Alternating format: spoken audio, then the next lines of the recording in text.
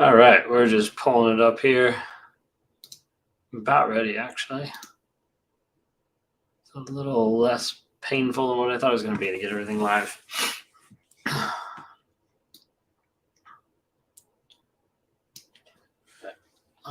Just is.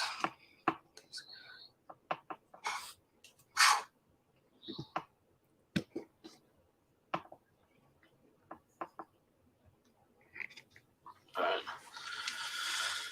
Let's see if that one works.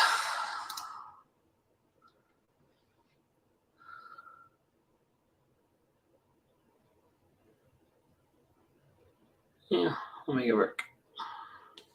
Cool. Hello. Good to see everybody. Getting started a little bit earlier than normal.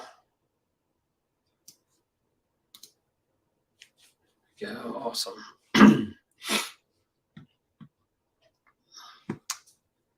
Anyway, sorry.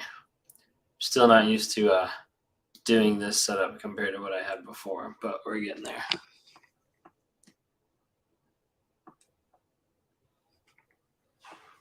Anyways, how's everybody doing tonight? Popping on a little bit earlier. I want to try to see if I'm actually starting to go live a little bit earlier than later. Abuse is abuse. Got Bree in the house. Brittany, what's up? Super Sloth, hello. Good to see you all. Go. All right. Pull that one up. I think we're good, actually. I think we should be good on everything. Sweet.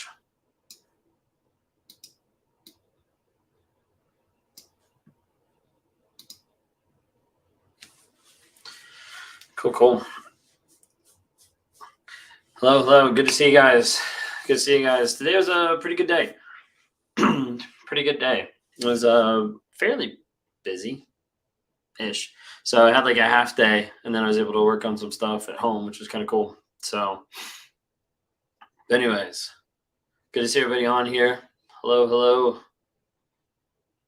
Yes, you can ask a question. That's what we're here for. No contact, the working on personal growth works. Thank you for all your help. Make a difference. Always have an insight. Awesome. Super glad to hear that. Psychopath Free is an amazing book. Yeah, absolutely. How do I handle trolls? If they're like blowing up the live, I normally like block them because they're not really being helpful to us like conducting a live. Otherwise, I pretty much ignore them. Every time I've engaged with a troll, I've wasted more of my life than I have actually affected someone else's. So I just kind of ignore them. Don't get me wrong, trolls can piss me off. They're like frustrating, but at the end of the day, like, I don't know, who cares? They're the ones that are wasting their time trying to attack someone else. How to get them to realize that they might be a narcissist. Hard part is a lot of times when you say and you tell them that they're a narcissist, that's when they use that against you and when they start abusing you. So you have to be really careful about telling a narcissist that they are a narcissist. And something to really like watch out for. I would suggest like not even telling them that they're a narcissist, but instead like focusing on attributes and traits of like, hey, like you're not doing this, or like, hey, like how you're talking to me is really kind of rude. Working on like individual things versus just saying, hey, you're a narcissist, because a lot of times I can just turn them off completely. Hello. Good to see you guys coming on. It says most narcs don't admit they are. How did you get to the point where you came to know that you are? It's a long process. Went through a lot of different things. A couple things was personality tests, understanding that I was involved in a cycle, going through the Wake Up Warrior Challenge, getting involved with a girl with BPD. A lot of different things kind of woke me up. I would love to have you like check that out. If you go to my YouTube, you can actually watch a video named Self-Aware Narcissist under Raw Motivations, and it gives you a little bit more in-depth insight into that. If you guys want some of the other platforms here, like check out YouTube. So we've got the longer videos on there. We've got 2 longer videos that come out each day. And we're talking like typically like 10, 11-minute videos that drop at 11 and 4 p.m. Eastern time every single day of the week. And really just a way for you to be able to engage with longer videos that help you understand more. Recently, we've been touching more and more on covert narcissism. Just did a couple of videos on that a couple weeks ago. Another one came out, I think, this week. Got a couple coming out next week. We're constantly working on updating stuff and trying to get a lot of stuff on it. Is it freezing a lot, or is it just me? Doesn't look like it's freezing on my end.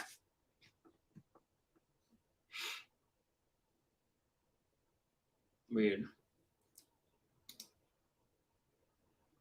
Shows are good internet-wise. I don't know.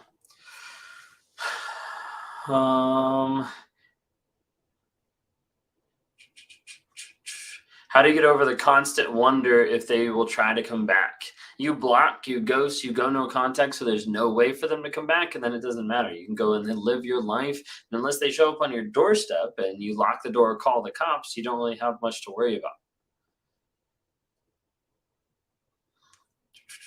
Severing from severe trauma bond with my daughter's father, who I have a civil protection order against. He's been mentally, emotionally, and extremely physically abusive, but I still can't leave. So first of all, like, especially if there's physical abuse, like, you got to get out of there. Like, you got to protect yourself. You got to protect your family. And second of all, if you're still with that person or still wanting to go back to that person, what you have to do and remember is you're going back to that person because you're telling yourself a story. Like, you're telling yourself something that's pulling you back to that person. Otherwise, in your mind, you'll know, like, hey, there's no reason to be with this person and no reason to go back. But it's typically because you're telling yourself a story that you're believing. I'm failing to keep up the gray rock with my antagonistic, provoking ex-husband, and I still let his comments get to me. How can I perfect gray rocking? Do you have kids with him? Because if you don't have kids, you shouldn't even be gray rocking. You should be no contact. No contact. Finally, I lasted months. He'll be back. He always does this. His things are in my garage. He'll still talk to my son. Getting over it has been a whole journey. We'll wake up at night and check his Facebook. Yeah, you need to block. Make sure you don't check that stuff because it's only going to string you on. I just got out and I'm doing no contact and I'm so depressed. Yes, it's hard. A lot of people talk about how hard it is to get out and to be able to get away from the narcissist. A lot of people don't say about how hard it is right after because you're going through withdrawals. You're going through the aspect of like, hey, I'm at the place where, I don't have this person in my life. I'm waiting for the shoe to drop. I'm waiting for the adrenaline rush, or I'm waiting for this person to like attack me. And you're not sure like what to do. And so when you go no contact and you get to the place where you feel like really depressed, like understand if you go back, you're signing on to all the abuse that you had to start off with. So please be careful. You got to ground yourself. You got to ground yourself in making sure you know what you're signing on when you go back. Co-parenting with a narc, third party apps. Use the BIFF method. Use the BIFF method to get through divorce proceedings, custody agreement, then go as no contact as you can. Check out parallel parenting because there's really no co-parenting. You're not working with that person. TikTok, is it going any better right now? Y'all said it was freezing for a little bit. Can you explain the anger they show that everything has become an argument? Like, are they angry with you or their life? So there's part of it that they're angry at their life, the guilt and the shame, but then they're angry at anybody else that's like calling them out or like holding them accountable or responsible for different things like that. How can you tell if your child's in an emotionally abusive relationship? She's not the same after 6 years of marriage. That's hard, especially when they're out of the house and they're, unless you're able to talk to them or see them, like it's really hard to be able to justify like if like what it is or what's going on there. You said you work to change for your spouse. No, I never said that. So please, if you find that anywhere, please let me know because I've been very careful in saying that my wife is not the reason why I changed. My daughter is not the reason why I changed. The only reason why I changed was from me. And like, you can't like, because people are going to latch on to the idea of like, oh, he changed for his wife, so I need to be better. I need to love them more. No, that's a bunch of BS. So please be careful with that. And if you see that in a video someplace, please let me know because I'm like pretty sure I've never said that in any video. I have a hard time with thinking I was the problem. I did so many things back to him that he did to me. That a lot of times it's called reactive abuse, where I push you and push you and push you so much that you finally respond in a reactive way. Okay. 6 months free today, mostly no contact. He texts, I ignore. Unless you've got kids, then go ahead and block. Make sure there's no contact at all. Okay. Can't leave, want to call her a narc to her face. I would definitely say don't do that. Okay. don't call them a narc. They'll turn it around. They'll use the same words to be able to abuse you. Be really careful. Have you done a video on emotional blackmail? That is a good question. I'm not sure that I've done one on emotional blackmail. I think I might have something emotional abuse wise up on YouTube, but I'm not positive. That's a good question. What's the difference between silent treatment and stonewalling? They're very, very similar, and I don't feel like I actually have a really good definition. I know there is one. There's like a little difference between the two of them, but really, like, the idea is where, you're not giving the other person like any type of reaction at all. So like a narcissist will give you the silent treatment or will stonewall, meaning that no matter what you ask them, they're not really going to respond. They're not going to really do anything. Okay.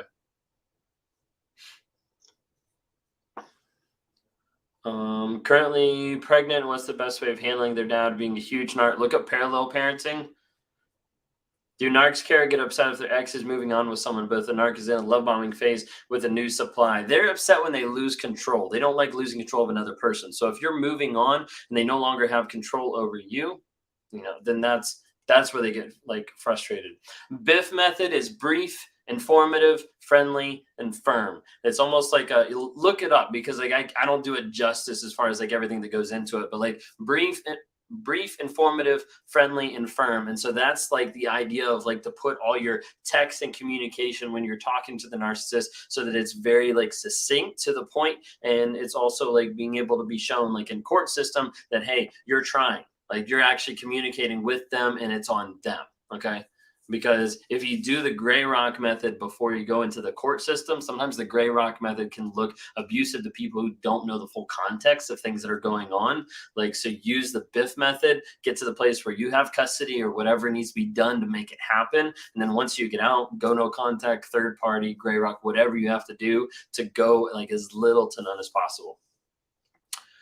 Yeah, would love to have you guys join. I've been talking a bunch about the Narc app. And if you guys know Roller Coaster of Love, or Abuse is Abuse, Bree on the platforms, both of them have courses on the app that we've created called NARC, N-A-R-C. It stands for Narcissistic Abuse Recovery Community. It's a community of like-minded people that right now there's over like 4,500 people, I think, that have downloaded the app and have signed on. So there's a group of a lot of people. You can go in, you can ask advice, you can share your story, you can take courses, you can get weekly lives that are secured. So like not like this where it broadcasts everywhere, but secured where you can actually come on screen, interact, ask questions about current situations that you wouldn't normally be able to do in a public setting.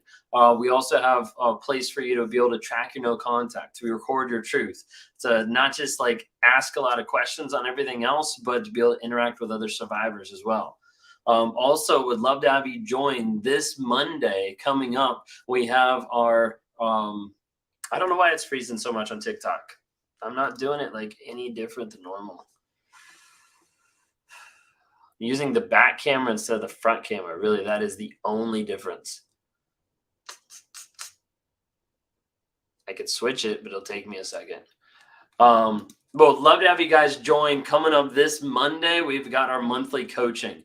And so we're super excited about that because we have a lot of people already signed up. Would love to have you guys join as well. If you're not a member of the NARC app, go into the NARC app, sign up under the premium support, and you can get access to the monthly coaching. Every month, we send out a Zoom link. Well, you sign up, and we send out a Zoom link once you sign up for survivors to come together and to be able to learn and grow and change together. So you get to meet people face to face, be able to hear different people's stories, and get coaching from me and from other coaches all across the globe about how to continue your growth. So not just about like how to heal, how to get through the narcissism aspect, but then like what's next? How are we progressing? How are we moving forward? So we have different like highlights, different things coming up on that. We're super excited about it. So I'd love to have you be able to come and talk about it. Front camera is higher quality. Front camera is not higher quality on the iPhone. The back camera is a higher quality. I'm using the back camera. I'm not using the front camera. I always use the front camera. I have it like set up behind the computer. Maybe on an Android, but it's definitely a higher quality on the back camera. I asked about gray rocking with the ex-narc. I have 2 sons with them and can't go completely no contact. I can't perfect the gray rock. So I would work on using the BIFF method and also looking up parallel parenting, depending on how old your sons are and depending on if you guys are like still in the same house. So like Definitely like a couple things like that. Hey, YouTube's not freezing at all. So TikTok, if y'all are freezing, jump over onto YouTube. We'll have a great time over there as well because it's the same thing. Okay. Are you aware of how you adjusted your appearance and persona based on which supply you are around? I didn't adjust my appearance I didn't adjust my appearance that much. Appearance was like very like small tweaks, nothing really big. Persona, yeah, that was more like likes, dislikes, things like that I would kind of like switch to be how that person was or how it was looking like for them. Do narcissists actually struggle and regret when they're left alone and been exposed? What to expect from the narc then? She is a woman. So they do struggle when they're left alone, which is why they normally aren't alone very long because they go with someone else. They don't like being exposed because, again, that reveals like that shame. Sorry, one of those things froze over there. I don't know what's going on. Maybe it's because I'm earlier. I'm confusing TikTok because I'm not on at 9 o'clock. I was on at like 8:35. I don't know. How do you deal with anxiety, depression, and low self-esteem after narcissistic abuse? Understanding that you're not responsible for their emotions and they're not responsible for defining your worth. So like getting to the place where you understand like, hey, like you can work through this. You can actually build a plan to be able to build back your self-confidence, to build back like who you are, to be able to lower like different aspects, to be able to bring gratitude and joy into your life. But those are habits that you have to learn to be able to build back into your lifestyle. My narc left me to get back with his baby mom. Both said they're happier on social media. Yeah, that's the production. Unless they're like both like super toxic, like that's the production that they're going to put out there that they're the best thing ever. Okay. My ex-narc scene, I followed you in roller coaster of love to outsmart situations. I worry with survivor communities. Can narcs join and use info to their advantage? So inside the narc app, you have to actually like sign up. If I ever have anybody that is like, hey, like this is my ex, or like, hey, this is a narcissist or something like that, or someone that like I don't recognize or don't know or whatever, we can kick them right out of the app. It's really easy to do. Sorry, he's seen I followed you both, and then he's seen I did. Yeah. Had a narcissistic bomb. Nothing I did was ever enough to please or not. I almost seem to track them. Is this my fault? No, it is not your fault. And should I close myself off to other people altogether? No, not necessarily. So what you need to look at is if you're going back and forth with like narcissists, like time and time again, but the thing you need to realize is that's not because it's your fault. It's because it's what you're used to. It's because you're going back to what seems normal, what feels normal. And so getting to the place where you understand like, hey, like this is what I've been through. Now let's work on defining who you are and let's work on building your boundaries. Let's work on developing boundaries that keep you from going back to a narcissist and keep you getting with a narcissist. And oftentimes that's just aligning yourself with who you actually are. And learning about that more and more helps you separate the people that are supporting and the people that are pulling you away. If you're the one that left the narcissist because you started to see who they were and they will not leave you alone, they have said they want your soul and try to kill you 3 times, what should I do? If you're the one that left the narcissist because you start to see, I would make sure you stay away and that there's no way they can get a hold of you, and I would be really careful. Techniques to keep them out of your brain. Yeah, so like whenever you think of like, don't think about the narcissist, all you think about is the narcissist, right? Because you haven't actually replaced the thought that's there. You've just said, oh, I need to stop thinking. Stop thinking doesn't work. You have to be able to replace it. So if you don't go through your mind and replace it with the actual story of the situation, you don't actually know like what's going on. So like make sure you replace what's actually happening. This is why I talk to people about rewiring their mindset, rewiring the story that they're believing, because otherwise you believe a story that pulls you back, that sucks you back time and time again to the narcissist. How to get them to admit cheating. You're not going to force a narcissist to admit anything. How would you personally deal with one of your parents being a narcissist? If one of my parents was a narcissist, I would cut them off and move on. Does narcissist truly love after therapy? No, not necessarily. Therapy isn't going to fix a narcissist. If they're not willing to be honest, vulnerable, and consistently change, then therapy is not going to do anything. The narcissist has to get out of the way of themselves in order to start loving someone else. TikTok, it might be completely frozen right now. I don't know what's going on. What do you think about manifesting your own destiny when it comes to belittlement? I've noticed loads of people minimize, belittle, and invalidate people with NPD, especially after they've been devalued. Lena Lauren, you're going to have to rephrase that or put that back in. I'm a little confused on that. So yeah, there's tons of people out there that minimize, belittle, and invalidate people with NPD. I don't invalidate. I just say, hey, this is what it is. It's abusive in nature, and the majority of people that have NPD do abuse other people because they're full of themselves. They have entitlement. They think that they rule the world, and they're okay with running over people to do that.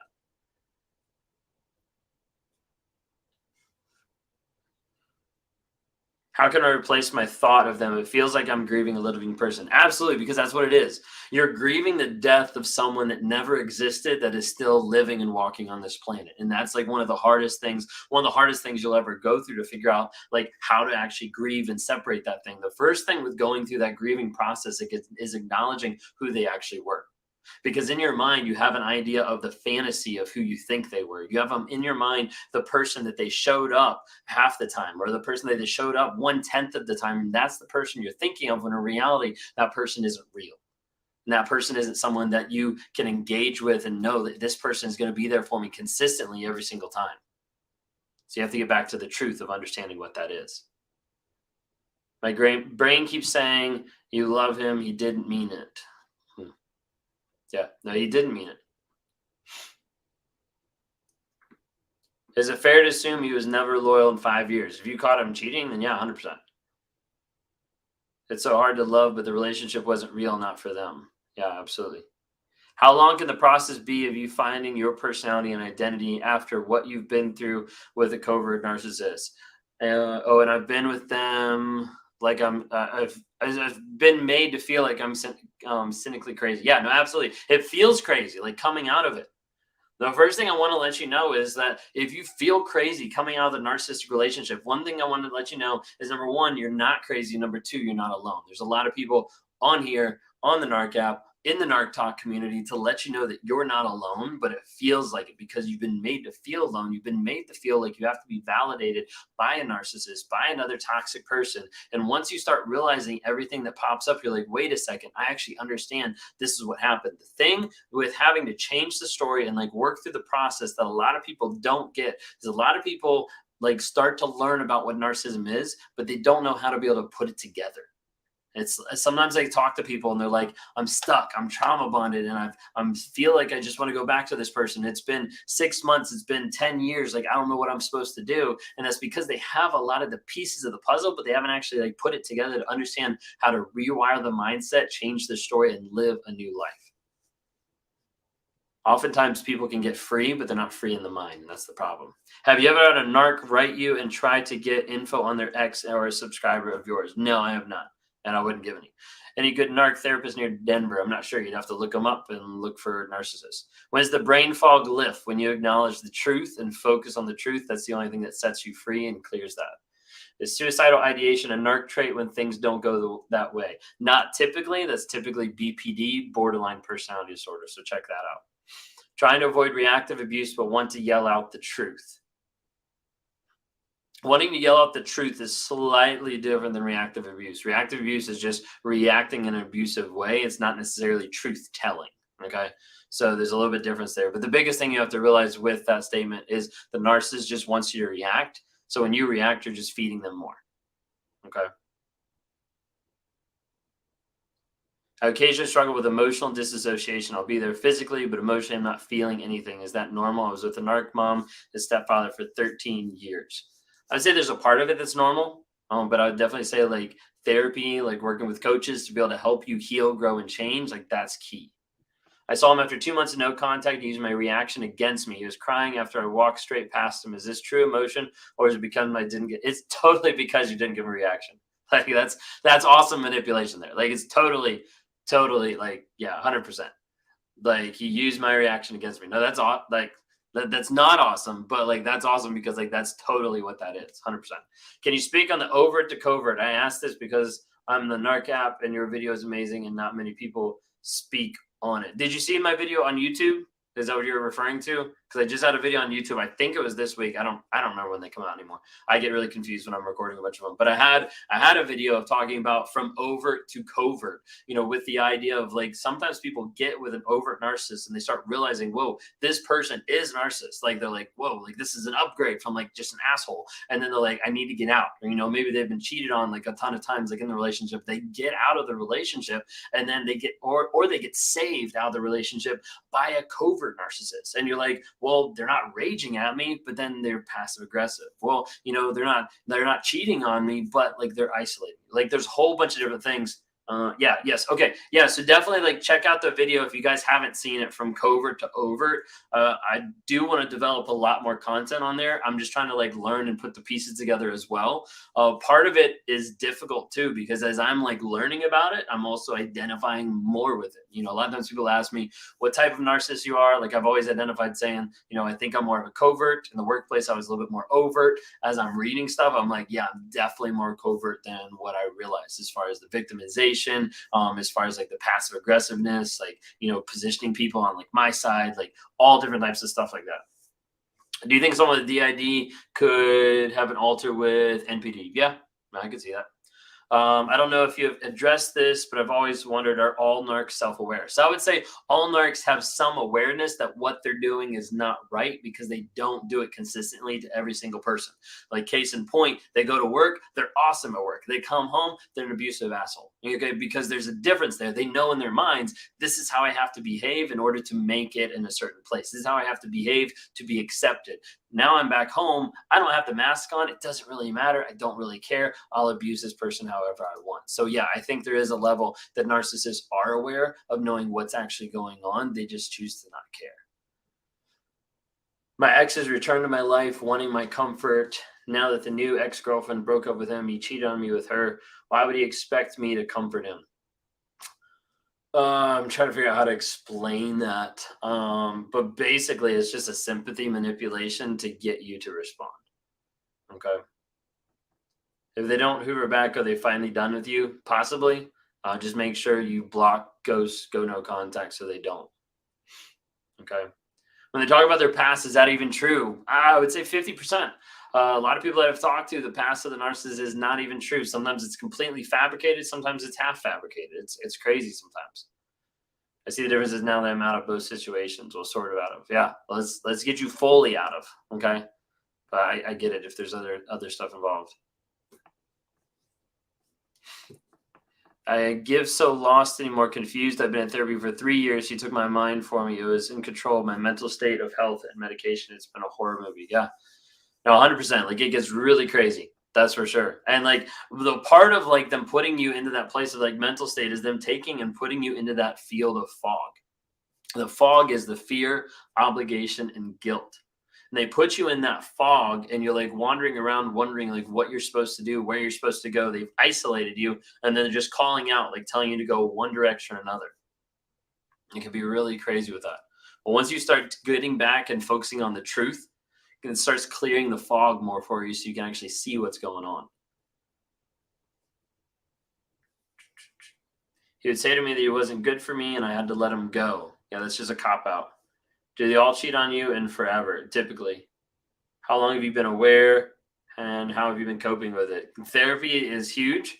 A lot of coping mechanisms that I do as far as like on a day-to-day basis, and part of that goes back to the idea of like rewiring the story, working on changing my lifestyle and my behavior. As far as like awareness, we're going on 2 years of therapy, 6 months EMDR, 18 months in like regular like traditional therapy. I caught my girl red-handed at home, smelling like kind of my senses are a 1, plus she is my baby mother. She came home to lay down next to us, was thinking it was okay. I'm not sure what the question is. Sorry. Mine's face haunts my dreams, little demon. Typically don't see faces in dreams. So part of that is like you've got some residual stuff in your mind, in your head there that needs to get worked on either through therapy or through coaching, like getting to the place where you actually don't have that story that's run through your head that's like pulling them back into your dreams. Ex-narc texted my mother saying he's tired of me acting like a victim and that I was innocent. Yeah, they'll do anything to be able to smear you.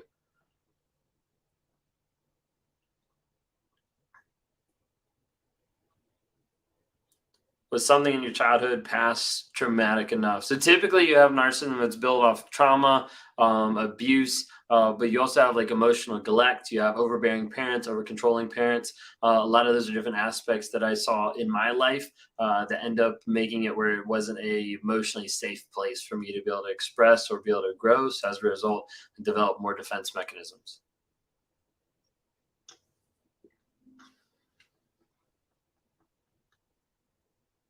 Is there a way to tell you have beaten the narc even though you still have to communicate due to kids? The best way you can beat a narc is by disengaging from their games and growing yourself. Okay.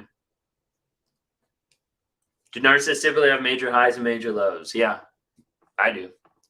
Does every supply after the first supply get it worse? Typically, sometimes they get it better because the narcissist is actually learning, but that's not always the case. And better being like better love bombing, but like the abuse still happens. So like they could all get the same level of abuse, but it might last longer. Sometimes what you'll see is narcissists when they have a cycle of going from like person to person, it's either they get longer or they get shorter. But the end result is always the same. Why is he so devastated about a new breakup? Is it real or just to get sympathy? Just to get sympathy. He's not genuinely heartbroken. Why my ex-narcs is not hoovering anymore. No more breadcrumbs. Good. If there's no more breadcrumbs, sweep them up, throw them in the trash, and continue moving on. Block, ghost, go no contact. Focus on you. So many people think that like no contact is not essential. Like no contact is key. And if you don't go no contact, or if you reach out, or if you're looking at their social media or all this kind of stuff, like all you're doing is like you have like a cut on your arm, and each day you're like ripping off the band-aid, like, oh, nope, not healed. Oh, nope, not healed. Oh, nope, not healed. And each time you rip it off, you actually rip off the scab and it starts to bleed over and over again. That's what you're doing every single time. You're going back and it's becoming an addiction. And when you get away from a narcissist, you actually realize, hey, I've actually have a trauma bond. I actually have an addiction to this person. And you need to work on rewiring your mindset, like having an intentional mindset of where you're going so that you don't go back to that person. So you set up boundaries. There's a ton of different stuff like that. So what's the point of them cheating? It's the high of getting away with it. I'm no contact. We have kids. I only accept emails pertaining to kids. That's all. That's good. It's awesome. What does it mean when they use your personal complex PTSD issues that you trust you to talk with them against you, make you question yourself? I need to know how to stop this. You need to get out, period. Like if they're using your CPTSD against you, like typically if you're with a narcissist, they're the ones that gave you the CPTSD. Now, maybe that's not the case in your case, but a lot of times with people who are with narcissists, they develop or have CPTSD because they've been with a narcissist. So I would get out. Have you failed or had setbacks since starting your journey of being vulnerable, honest, and transparent? Good question. Vulnerable question, right? I would say there's been times that I've failed as far as like getting upset, getting triggered, and not to the point of like raging out, but getting to the point of like it being like upsetting and having to like remove myself and like come back and like reset and try to like work through different stuff again. It hasn't happened a ton. Like it happened like more, but it's gotten like extremely less. Like there's not as much of it happening now as what it was like back then, or even like as I started like my healing journey. So it's definitely changed a bunch. Got Coach Rowe in the house on TikTok. So if you guys don't follow on TikTok or any of the platforms that we're on tonight, go ahead and follow Roller Coaster of Love if you hadn't had a chance. Or if you're curious, what do I do after being with a narcissist or being with a toxic person? How do I actually get back out there? Is it safe to get back out there? And what do I actually do when it comes to dating after abuse? So if you want to know that, Ro actually developed an awesome course called Healthy Dating After Abuse. It's on the NARC app. We're super excited to be able to present that and to be able to have that available for people. So if you don't follow Roller Coaster of Love. She just jumped in and out. So I wanted to call her out real quick. If you're co-parenting, your best advice for me as a man, she has my second child, my first son. Look up parallel parenting. If you're co-parenting and you haven't gone through the divorce process, look up Judge Anthony or Anthony Bompiani, depending on what platform you're on, and be able to like learn some about that. Practice the BIFF method: brief, informative, friendly, and firm. Look up more about that because there's a lot more that goes into that. But use some of those methods. Some of those are really helpful and like really enabling for you to be able to communicate with that person. My ex keeps telling me, there's the door. If you're unhappy, then leave. So I did. He told everyone I've been 100%, 100% narcissistic to the core, because that's what I want you to do. I want to say, hey, go ahead and leave. And then when you leave, I can tell everybody that you're the one that left. I tried. Like, I thought maybe this would work. I thought this. Like, I tried to get them to stay. I said, like, we wanted to go to counseling. I even begged them to do, like, whatever. It's all a game. It's all a game. That's why at the end of the day, you leave, you block, you ghost, you go no contact. So there's no way to get back, because otherwise they will mess with your head and they will play a story. They will put a projection up on social media to make you doubt yourself. Okay. There you go. Holly said her course is amazing. So incredibly helpful in the NARC app. That's awesome, Holly. I'm super glad to be able to hear that. We've got several of the things like coming to the NARC app, just FYI. We had Kat, who's been working on some stuff. I just have to work on like putting it together. I call it right now a narctionary, basically like different terms and like defining them a little bit more. We've got Lisa that I just have to get the videos from her. So you can always like prompt her being like, hurry up, like get the videos from her for actually guilt after the narcissistic relationship.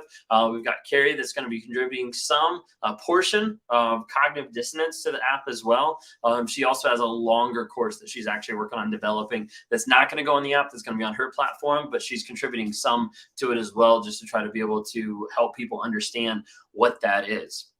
As I've been trying to like learn more and like hone in and define what raw motivations is about, I know a lot of people on here probably know the 4 things that I normally talk about in almost every single video, which is awareness, growth, healing, and change. Like awareness about what narcissism is, and then help people heal, grow, and change. But I asked a couple of people this week, and it was really cool. Like I was surprised, because I was thinking a word in my mind of like, what do I actually help solve for people? Like, what do I actually help people? Like, what's my purpose in what sense? Okay. Like, what's my purpose, overall motivation? Like, what am I providing for people? So I'm trying to think of like a business mindset and everything.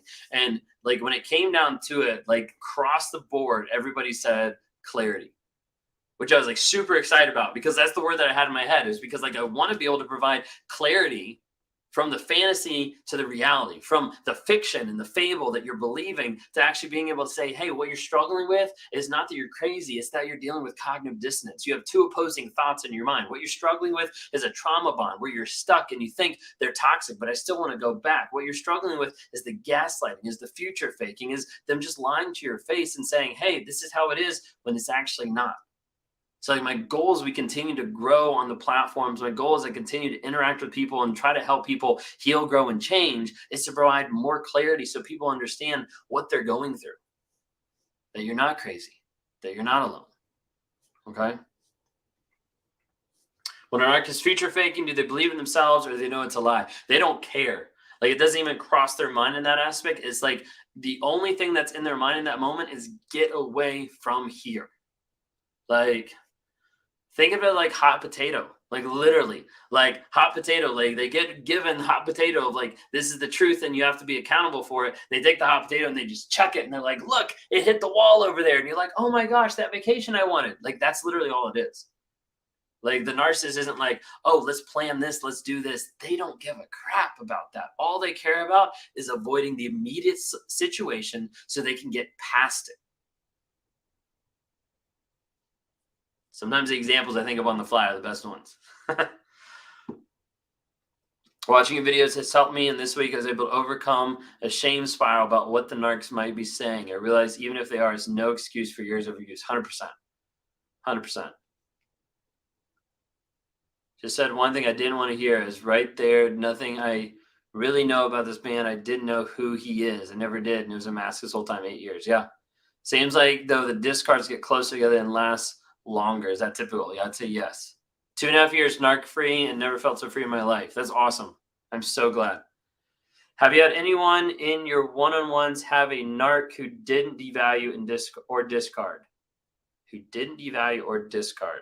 Majority of narcs devalue, period. There's some that are still stuck and like not fully discarded, or there's some people that are with like every person that I do one-on-ones with is completely different. I talk to narcissists. I talk to narcissistic abuse survivors. I talk to people who are still stuck and I'm trying to work on an exit plan, help them get out. I talk to couples. People do like couple sessions with me. It's not like therapy. It's not like going to like a couples counselor. I tell how it is. If the narc starts pissing me off, I like cuss more than you hear me cuss on any video ever, because like it pisses me off. Like I had one time I did a couples one and he was like gaslighting the wife like in front of me and I came after him. I was not very happy. After 2 years of therapy, do you feel like there is now a push and pull between your NPD and how you should be acting if you didn't have NPD? Yeah, there's still a push and pull. It's like me going weekly, me going daily, doing the practices that I need to do to beef up the reps, to beef up my like emotional and mental muscles to not go back to those tendencies. Okay. Does revenge after the discard end? Eventually. Becca, if you need a one-on-one, would definitely love to talk to you. Definitely love to talk to anybody who wants one. You can go and check out my website, rawmotivations.com. There's a couple of people that have been gracious to leave like testimonials, so you can actually see like some people that have worked with me. And then you can go in, you can schedule a one-on-one for us to be able to do like an initial like call and figure out like if working together would be a good thing. If we're a good match or we fit. If you don't want to come talk to me because I'm a self-aware narcissist, like sometimes I'm triggering for people. I totally get that. Then on the platforms, type in #NarcAvengers, and you've got like 15 other coaches out there that are willing to help partner with you. Actually, I don't know if they all do one-on-ones, like 14. But there's still a lot of people that are here to be able to work and help you grow and change.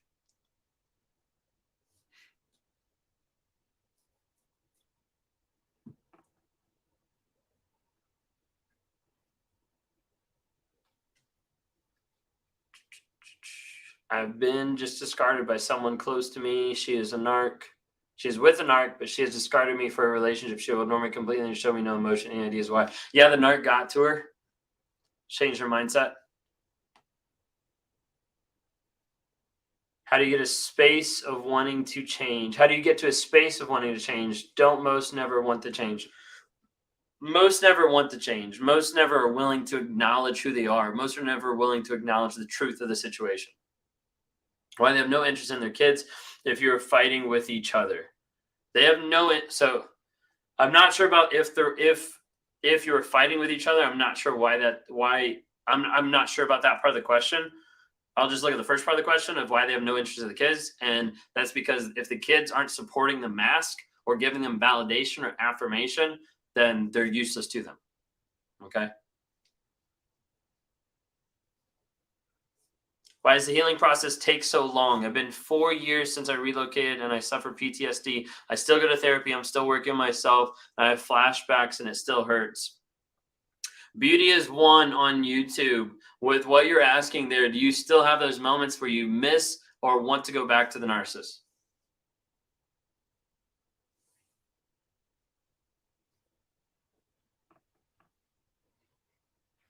Like, do you have like those moments where you're like, I still want to go back. I still want to see them. I still want to interact. Or is it like wash my hands and done? I'm like just struggling with like the aftermath. Like what's like the thought process going on there? He holds the kids from me to make me feel like I'm stuck. Yeah, absolutely. Why they have no interest in their kid? Oh yeah, I already answered that one. Either you're supply or thrown out, even the kids. Yeah, 100%. A lot of times you see neither we have a child and his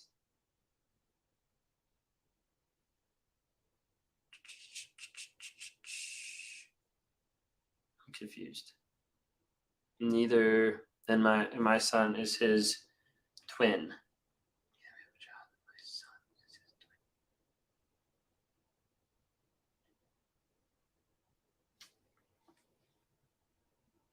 I'm confused.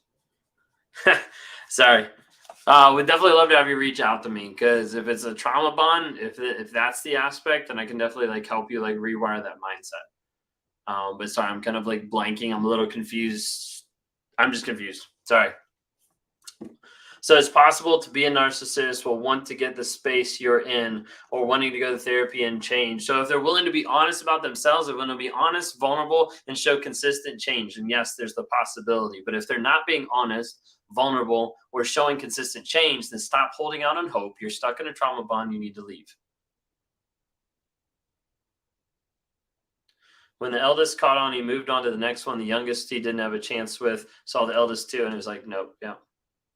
Sorry, I don't think I heard your response. My ex would joke with me saying, asking if I cheating, is this projection? He would pretend to be, so I would go to him, why did they lie about this? So he'd like project onto you as far as like if you cheated. Yeah, a lot of times they'll be like, oh, like you're cheating. Like they'll put it like on you, typically because they're already doing it. But then it's also something that you have to defend yourself, and you take so long to defend yourself that you don't actually focus, that you're like missing the whole problem, the whole point. My boyfriend has called me a lot of names and stormed out after an argument. We're supposed to be moving this week, and he hasn't spoke to me since last Friday. I left him alone. If I need help moving out, yeah, absolutely.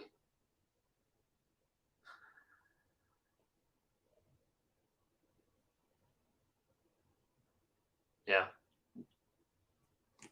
So we got a couple different things we're like working on and like tossing around. I actually like had a thing today where I was like talking to somebody about the possibility of us putting video on like our Spotify account, which is like a little bit different.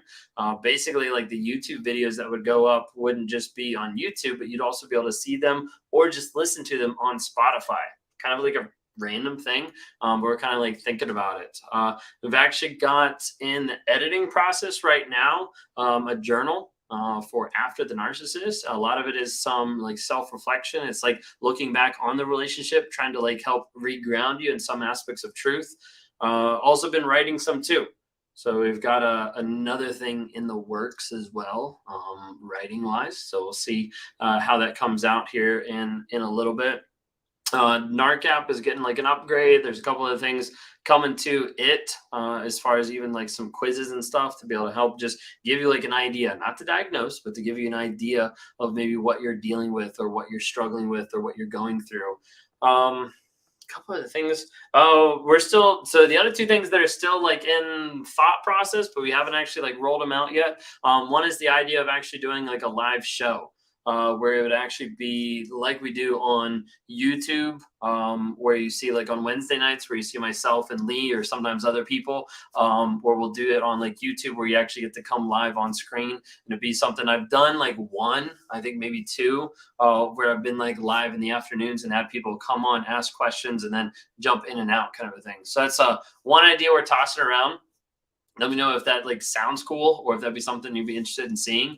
Part of it is I was looking tonight because I was like, how long? I've missed a couple like Thursday nights, but I was like, how long have I actually been doing Thursday night lives? And I went back in my calendar and all the way back to like the middle of October last year. So like we're almost like a full year of being live like every Thursday night.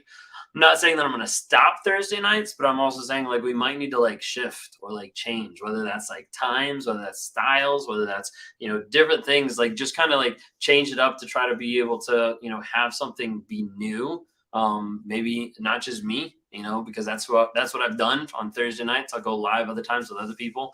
But anyways, the show in one sense is kind of like the idea where basically we'd be able to have people like come in and out on screen, but it'd be like a set like hour where, like, hey, like these 3 hours of the week, like he's going to be live to be able to do this and have people come on, ask questions and kind of go off.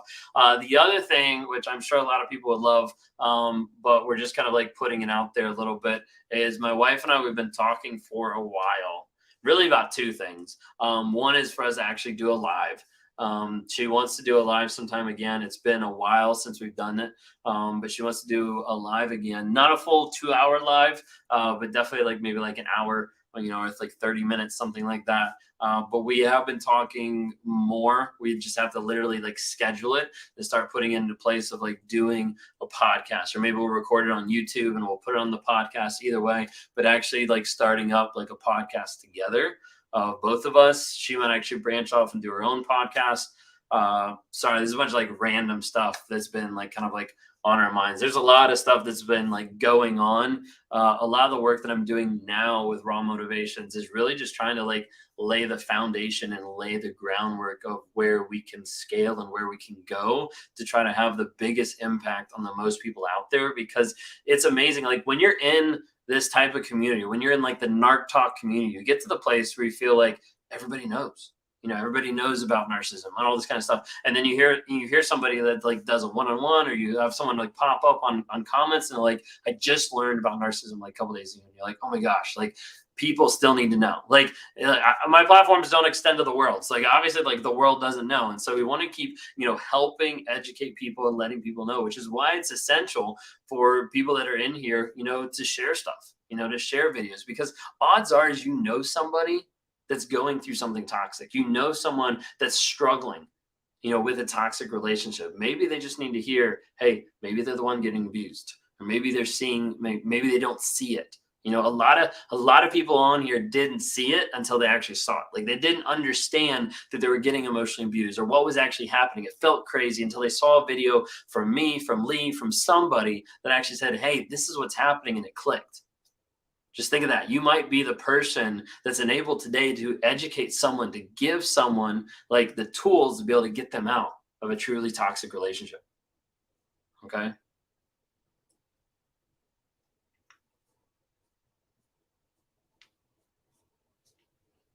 Could you please do a video on how sometimes both overt and covert traits can overlap? I've been doing more videos on YouTube on covert narcissism. I have to work on getting to the place where I want to do one that's actually covert and overt, like comparison. I think that would be huge. I have to sit down and actually like make it out though. My ex took his golden child on vacation. It's 5 years since he's taken any kids. Ouch. That sucks. As a narcissist, how do you deal with relationships and how your partners react? Versus how do you deal with relationships and how your partners react? I'm a partner. I don't have partners. I have a wife, and that's it. But like how she reacts, I think like the biggest part is like engaging with empathy now, like working on that cognitive empathy, working and actually like engaging with what she's doing and what she's going through, putting her needs above mine, like changing that mindset of where I'm coming from. When I broke up with my ex, I just thought he was a bad guy until I came across some of your reels, and too many things are spot on. Just want to say thanks for putting it. Absolutely. So happy for that. I appreciate that. Found out about narcissism through the Depp Heard trial. Okay, no joke at all. I don't understand it, and then looked up stuff and found things online, and your stuff started popping up on Instagram. That's awesome. I'm really glad to hear that you're learning and getting educated. Like again, share this with people because people need to understand. I'm suffering from parental alienation. Should I try to get my daughter in therapy? She won't talk. Yeah, if she's willing to go to therapy, yeah, 100%. Therapy never hurts. At a point before therapy, if you had ever read about narcissism, would you have ever considered yourself a person with NPD? Super good question. Super good question. I don't think I've had anybody ask this. Okay, so the question is, at a point before therapy, if you'd ever read about narcissism, would you have ever considered yourself a person with NPD? The answer is 100% flat down no, not at all. Okay, the reason why, and it's like really, really super interesting. Like, so I read a book before I even was like self-aware. I read a book before I was learning stuff. So for me, I didn't have a moment where I was like, boom, I'm a narcissist. I had all these tiny pieces of the puzzle that came together that finally, when I put them together, spelled out narcissism. And I understood that's what I'm struggling with. But it was like piece of like personality, of like empathy, of like shame, of like, emotional maturity, of like sex addiction, of like all this different stuff that came together. And I'm like, oh my gosh, like this is actually what it is. So when your question says like, did you ever read something? Yes. And what's actually really crazy is I read the book by Brene Brown called Daring Greatly. In that book, it has a section, it has like a chapter on there about narcissism. I've read the book 3 times. It hasn't been until the 3rd time I read it that I saw that narcissism was in the book. Like the 3rd time I read it, I was like, this was in here the first time? Like this must be a new edition. Like, but no, it's been sitting on my shelf the whole time. Like I literally thought that wasn't in the first part. Like in the first couple times I read it. So yeah, I never would have thought that. That's what happened to me after I left. I started seeing the videos and felt less crazy. I was so deep in the fog of validation. Yeah, absolutely. 100%. Is the live glitching? Yeah, evidently TikTok is glitching. I'm sorry, guys. I don't know why TikTok's glitching tonight. I literally think it must be because I'm using the back camera. I can change it. It's just like a pain.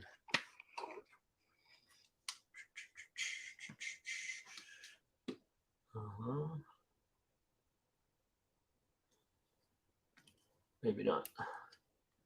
Where do I flip it? Oh, that is not.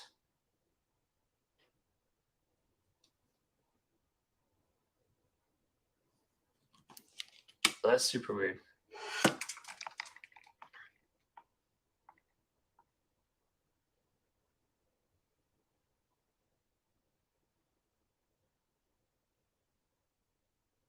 All right, well, for some reason, it's not even letting me flip the camera. So, what the heck?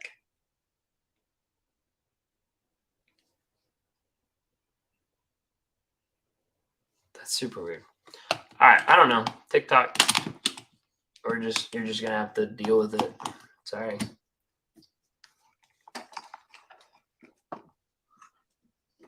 We'll fix it next time.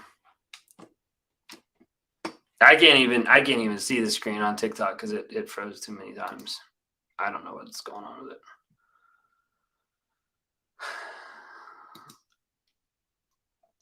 It's not freezing on YouTube, so sorry.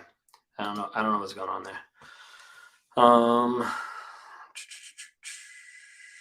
Had no idea what narcissism was. God brought the word for me and then started looking. It was shocking. Yeah, absolutely.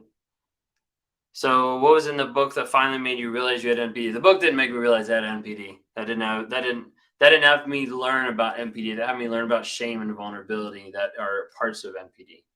So, but yeah, I was desperate during trauma bonds, started looking up podcasts, came across Lee Hammock and Ben on Instagram. Best thing I ever did was start following and learning.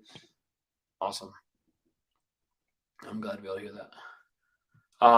The book was by Brene Brown, and that was Daring Greatly. That was the name of the book.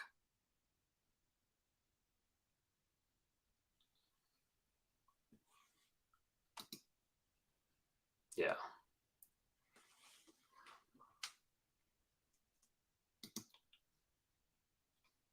My husband admitted to being a narc and worked on it a day or two, and then went back to denial.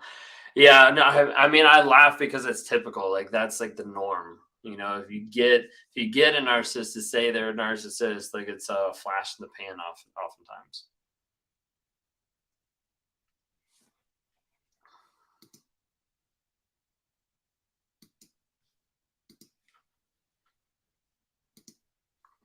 These people helping lots of people get knowledge what parents get knowledge that what parents should give to their children. Yeah, absolutely. Like educating your children like on this type of stuff is essential. Like having them actually develop like a solid vision of like who they are. That emotional maturity is like huge.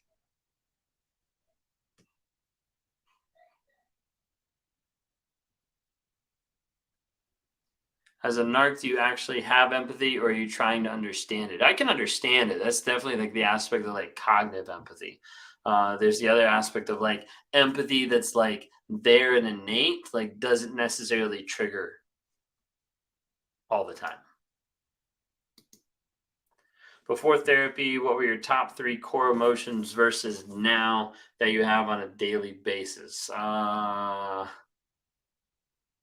Annoyance, frustration, and rage. What 3 ones do I have now? I'd like to think I have a bigger emotion of actually like gratitude and like tapping into more happiness and joy than what I've ever had before. There's still like annoyance, there's still frustrations at times, but we're working on changing it. Do you think the term narcissist is being used too often now? Yes and no.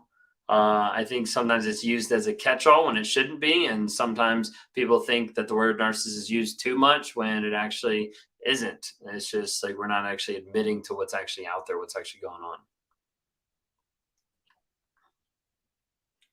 So for us, my children have to endure the emotional abuse, manipulation, false promises. Yeah, absolutely.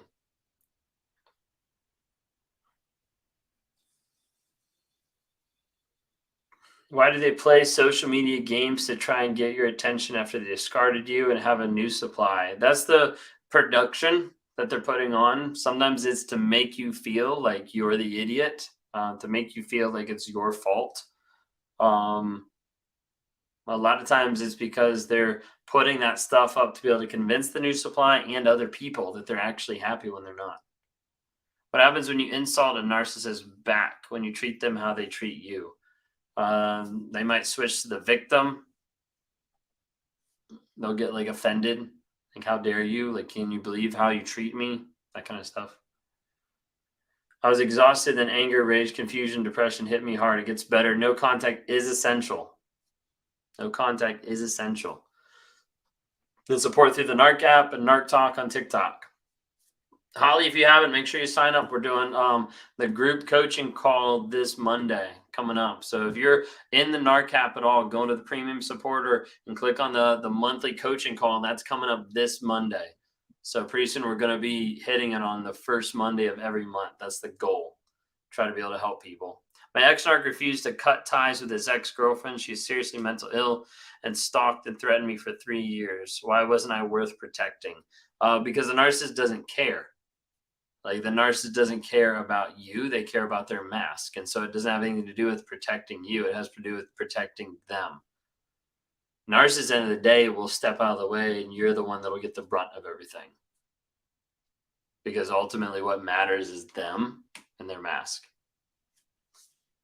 The monthly coaching call. So the monthly coaching call on Monday is 8:15 to 9:15 p.m. on Eastern time. And then we go live every Monday night inside the Narc app as well, 9:30 to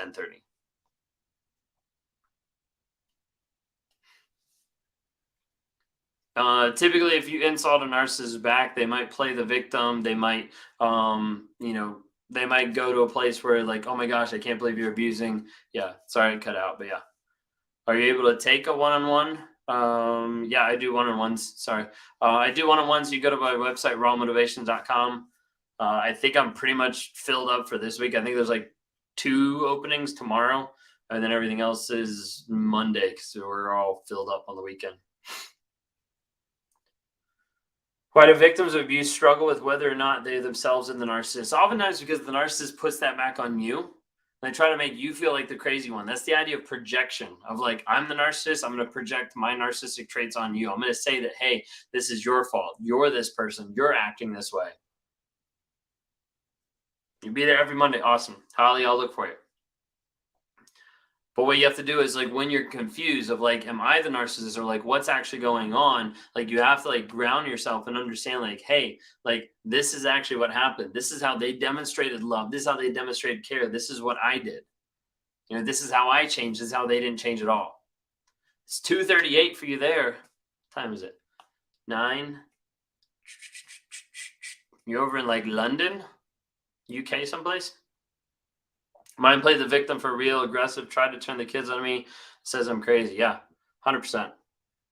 At what point in your life did you develop these behaviors predominantly? Were these behaviors, lady, you're coming up with all the good questions tonight. Were these behaviors you were displaying during your childhood too? So lying and manipulation, those were present like early childhood, like teenage years on, like the whole way through. As far as like the narcissistic behaviors, those were there. To what level, but those were there throughout all romantic relationships. And then those predominantly were there when the mask dropped right after marriage.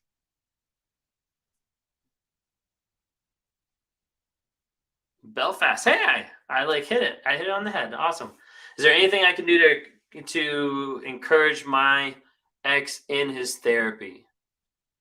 Like encourage him to go to therapy, or like encourage him while he's in therapy. Like, be there, be willing to support, but like don't push. Like, you have to like let them do that.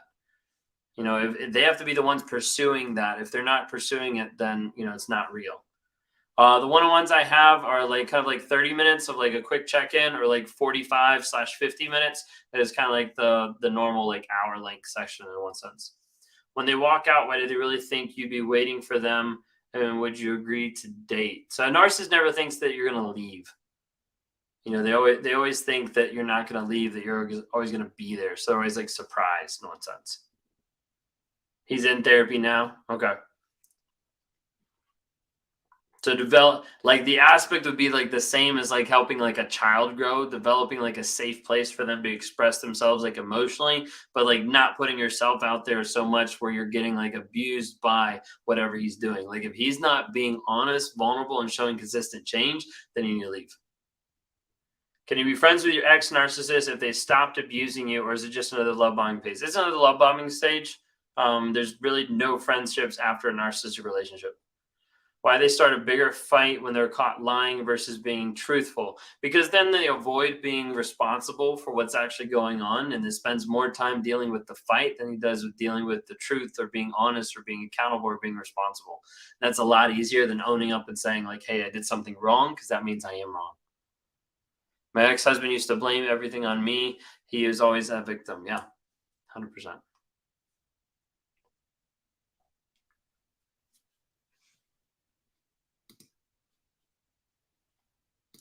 Yeah, unpopular opinion. This is why I'm also thinking of like maybe we need to start changing up some of our live times. We're getting less and less people. Not that it's only about like the amount of people, but I want to make sure that we're being like effective with how many people are able to see this stuff, you know? Um, it makes me scared to come in with anything. Yeah. And the thing is, if you can't come to him and be able to say, hey, this is what's going on, and him be able to receive that or work through that or have an adult conversation, then you might need to pull back. He hasn't acknowledged NPD, but he has started with abandonment issues. Right now, I'm staying distant. Yeah, be really careful. Sometimes they'll hold on to the abandonment issues and use that as a victim mentality. Then they won't do anything different. Why they tell you you're the problem if you didn't change? Because they're the problem. They know that, and they're projecting it back on you. My narc drawn me down that I wanted to die. I survive. I can tell without help, it's impossible. Yeah, absolutely. Like getting help, getting support. You know, whether that's therapy, whether that's a coach, whether that's like the narc app, like doesn't really matter. Like it's getting support, getting help through this. I was told since I'm not, I have no clout, influence, validity, thrive, screenshots, etc. 4 years, he's 41. I left. Do you ever coach other narcs that are trying to become self-aware? Yes, I do. There's few and far between that actually come. There's few and far between that actually come back. A lot of times. So out of everybody I talk to, it's probably like 95% like narcissistic abuse survivors, 5% is like narcissists, and like 0.5% of that actually like come back.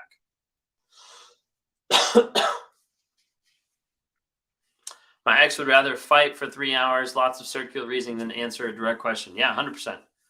It's a lot easier to run from the problem than it is to be honest with it. And that seems counterintuitive to everybody else out there, because like it'd be a lot easier to just be honest and you don't have to worry about it. You don't have to remember anything. Yes, 100%. But the problem is like honesty for the narcissist like literally feels like a near-death experience. Like they'd rather avoid it like the plague.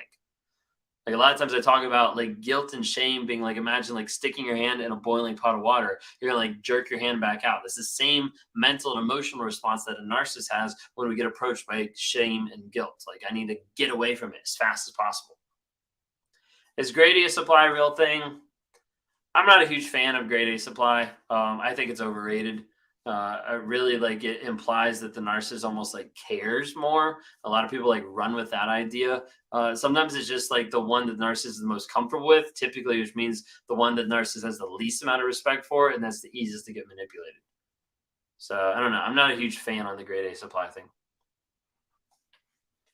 If you're dealing with a narcissistic dad, go follow Stan Coaching if you don't already. So Catherine Kleiss runs Stan Coaching, and she has narcissistic dad. She's got a lot of good content on that.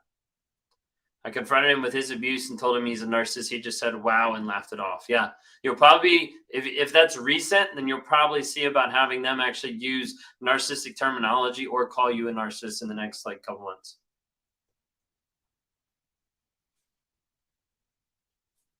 Do you believe in karma? Have you had any bad karma come back to you after treating past supply so awful? Well, some of it was going through like losing my family whenever like my wife left, almost losing a house, losing my job, losing stand coaching with a D. So just what you put right there, except with a D. Losing my job, losing like the majority of like friends. So yeah, she's on Instagram, TikTok, on YouTube as well, but it's under stand with a D. Stand, like I'm standing. So stand coaching. After years of scratching my head and confusion of huge can feel strong confidence. Yeah, that's great. I want to be able to try to help with that awareness. Watching these videos literally only is my saving grace right now in the healing journey. Yeah. Becca, reach out. Like, want to be able to help you for sure. Like, be able to help you like process like the trauma bond, like work through like rewiring your mindset is like huge. All my friends were wrapped up in my job and also wrapped up in the narcissism aspect. And so once like the truth came out of who I was and what I was doing, then I lost most of those. A lot of them were fake anyway, so I don't really care. But yeah, a lot of those were like my like narcissistic posse that I had. So like anybody that was like close to me, those were also people that I lost. So like friendships now are nothing like what they look like in the past. Does using social media platforms, raising awareness, feed your ego, gives you validation? No, not necessarily. It's more like intrinsic rewards of helping people actually grow, succeed, and develop to be healed, happy, and healthy, whole. Like that's really like a big part of it now. Where before, like it was social media was never a thing for me before. It's never been a source of like validation or, supply in one sense. Like I did a video, I think a little while ago where people are asking about like supply. And I was like, honestly, like social media is like crappy supply for me. Like that's not like what I would want. Were those friends flying monkeys? Some of them were, not all of them. Some of them were just fake. Some might have been narcissists too. I don't know. It's difficult to say I did nothing wrong. I don't make mistakes when confronted. Also, whistling while you're really upset, falling by extreme anger. Yeah, 100%. A lot of that is normal. Should have brought water up. I'm like thirsty. Started insulting my narc back because I was tired of all the abuse and he scarred me and didn't even hoover. My mom accused my stepfather of cheating. It was probably her. My ex from years ago cheated a lot but didn't want me around other men. Becca, yeah, absolutely. So definitely willing to help out however I can. Am I still trauma bonded if I like hate him and I'm ready to go? I don't resonate with that term. If you hate him and ready to go, well, if you're still stuck, then that's an aspect of the trauma bond. But like getting free and getting out is essential. And trauma bond is that idea of either once you're out, you're continually like ruminating and like thinking about him, or you're at the place where you still want to go back. Why does my ex narcissistic want me to be his kid's stepmom, but he is dating someone else? Probably so he can have a babysitter.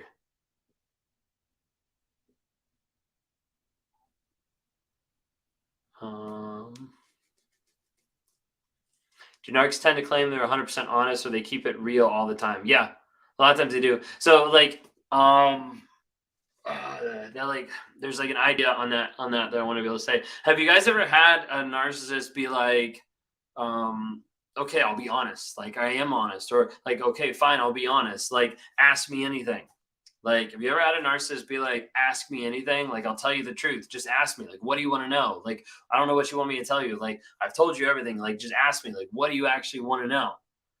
If you've ever had a narcissist or a toxic person or anybody be like, hey, I'm an open book. Ask me anything. When there's been like lies in the past, that's perfect for them. Because what they're doing is they're opening up a door that you walk through and they know exactly how much knowledge you know and they know exactly which direction you're going so they can actually control the conversation. Whenever a narcissist says like, hey, I'll be honest with you, ask me anything, that's them saying like, hey, like I want to manipulate and lie. So go ahead and like just tell me what you know so I can fabricate a brand new story.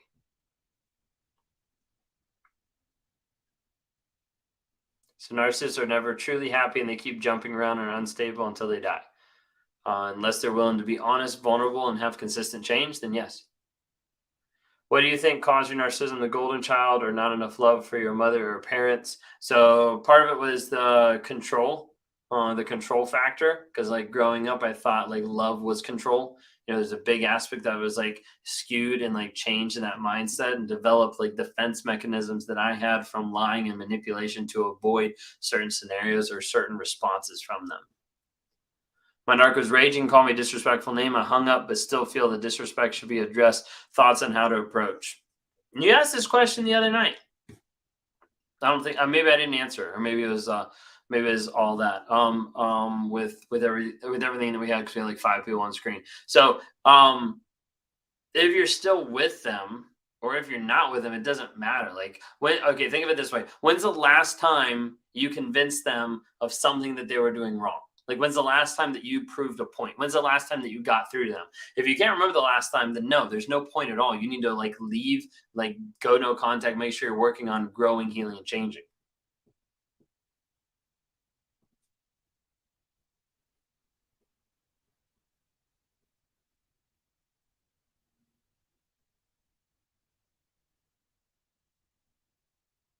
Flying monkey, in short, is abuse by proxy.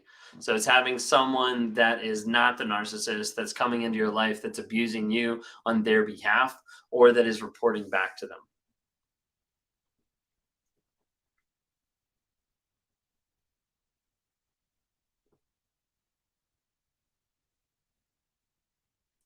It's a nice feeling when you get out of it. It's like detox, feel clean, fresh, strong as a real survivor, like return from war as a hero. Yeah.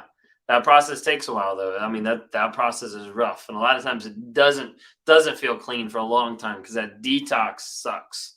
It's like going off drugs and whatever.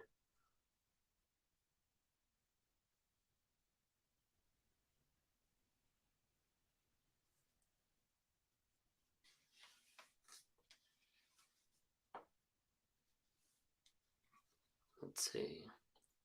Y'all are running out of questions tonight.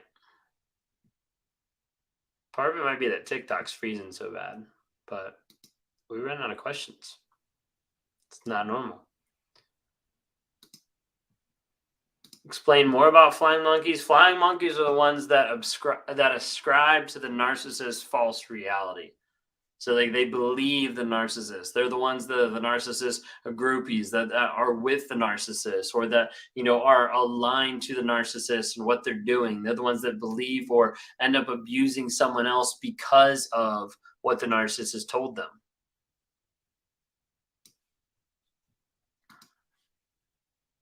I'm gonna move this over some.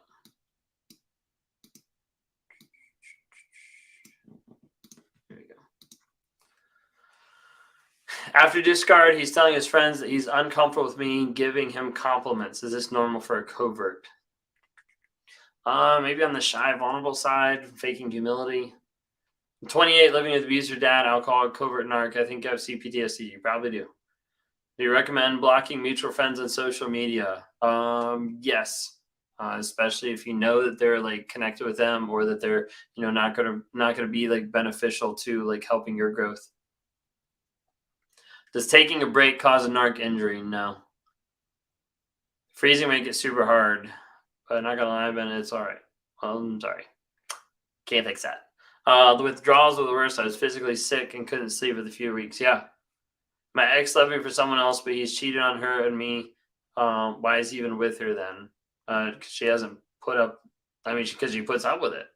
I mean, that's the only reason a narc is with anyone, is because they found someone who's willing to, live in the reality that they're feeding them.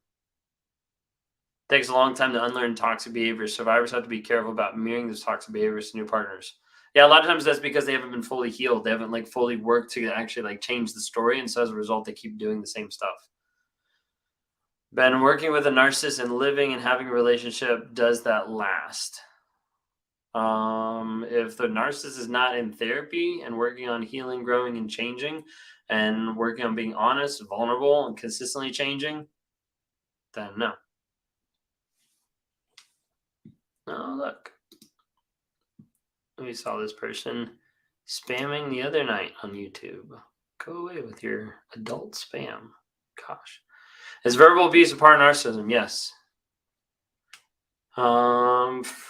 My narc is supposed to stay away from the gym I work at, and he was pulling out of the parking lot when I was arriving today at 5 p.m.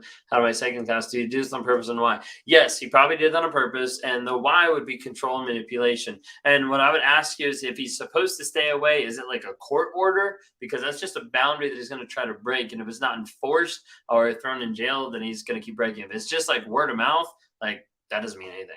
Okay. He's got me in a state of confusion. We broke up and he pops his head in.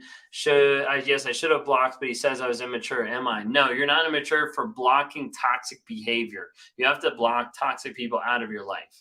Why they come into your life and leave for a period? Sometimes they'll go out and be with other people. Need more context on that. One of his biggest things was accusing me of being anxious when I wasn't, and would scream at me until I accepted his narrative. Yeah, 100%. That way he's controlling your reality. He's making you, that's manufactured anxiousness. So he's manufacturing that emotion in you. How do I get past the guilt of limiting or cutting off contact with him? I always have a second guess. Realize that when you don't cut off no contact, like write down everything that person did to abuse you and say, hey, when I decide to recontact this person, it means I get all of this. This is part of the package. How do I get him to stop coming into my work? Unless you do a restraining order, there's not really a good way. What would someone do if their ex-narc secretly recorded sexual encounters and now believes they're sharing videos with others? He also has a camera on his person. Should you expose him? Unless you can get like through like a court or something like that, as far as like defamation or something like that, then you're probably just going to have to move on and ignore it. Yeah, there's like subtle things like that, 100%.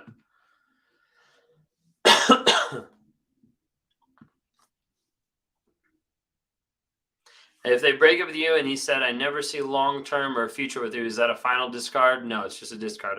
I'd be careful. Going through withdrawal of his abuse, can't wait till I'm free. Writing down the incidents and dates of abuse has helped me to detach. Absolutely. Like the truth, like when people latch on to the truth, like that is like definitely like key. Do all narcissists discard? Pretty much most of them, yeah.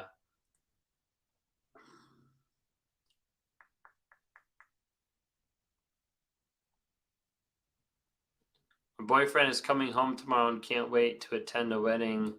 Okay, gotcha. Okay, yeah, we'll talk. I had a heart attack about 3 years ago due to stress, and my drug addict kind of surprised how his family endures him. Yeah. A lot of times you have families that are enabling the narcissism or they're hiding it on purpose. How clinically a diagnosed narc, had you ever been misdiagnosed at any point for me to believe you had a specific attachment style? Huh?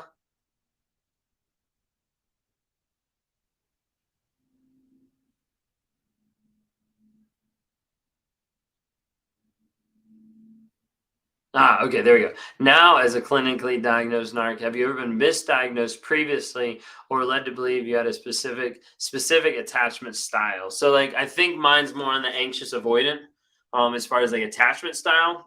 But then also, there was one therapist that I worked with for a period of time that was trying to put me in the ADHD category. Like she was trying to like peg me, saying like, "Hey, this is who you are." We went through So crazy thing about it, we had multiple sessions before I like dumped her and got the one that I'm with now. But like we went through like multiple sessions, and here's like the crazy part. This is like what really like keyed me in on it, is we went through one session and we read through the DSM-5 on narcissism, because like I know the DSM-5, like I had it up as well. I was looking through it as well. I went through the DSM-5 on narcissism. Like 2 sessions later, she's trying to peg me as ADHD, and she said, well, yeah, because we went through that. And I was like, no, we didn't. We went through narcissistic traits. And she was like, no, that was ADHD. And I was like, no. And I'm like, I had it right here. Like, I know, I've looked at both. I know which one I like resonate with. And I was like, yeah. I like emailed her after that. And I was like, yeah, we're done. And then found my therapist, thank God. And she's been amazing. It's been 18 months working with her, and she's freaking crazy, but like she's amazing. She definitely helps a lot. Is the abuse always intentional? No, it's not always intentional. A lot of times it's a defense mechanism, and it's an avoidant. It's shame avoidance.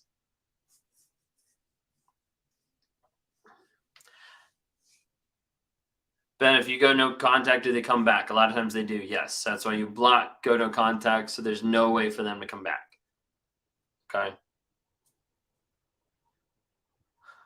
Trying to get out of a 24-year relationship from the beginning. I was told they weren't sure they love me. Is it possible? 24 years, then he never did. Yes, 100%. During discard, I told him I blame myself, asked him if it was my fault. He said a little bit. Is this normal for an extremely shy, avoidant covert? Yeah, because they want the fault to be yours. They want the fault to be yours, no matter what. Even if they say it's a little bit, like they probably think it's a lot of it. They're just not telling you. Been through many therapists a lot. Don't know about this narc abuse. It's sad. Yeah. A lot of therapists don't know. A lot of therapists like don't understand what's going on.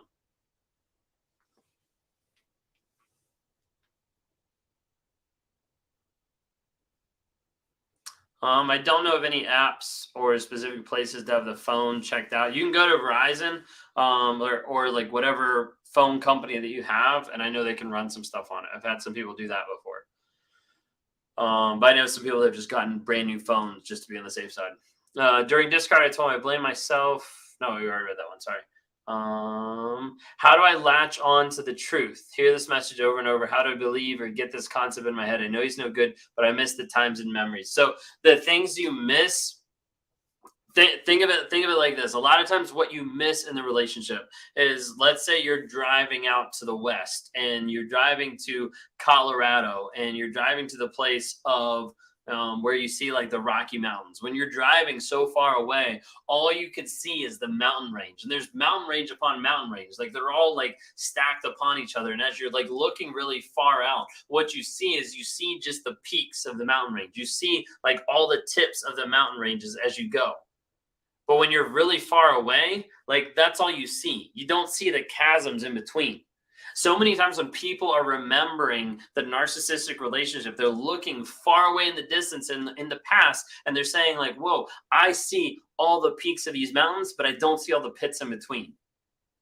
And once you start acknowledging the truth, once you start writing down what actually happened, once you start saying like, hey, this is the abuse I actually suffered. It's like you take a plane and you jump way above the mountains and you look down in a topographical view and you're like, whoa, look at that. All these mountains, there's a tiny little peak and there's a lot of pits in between. Because typically when you're remembering and you're thinking on the good memories, you're going back to the place where you're thinking, wow, it was so good.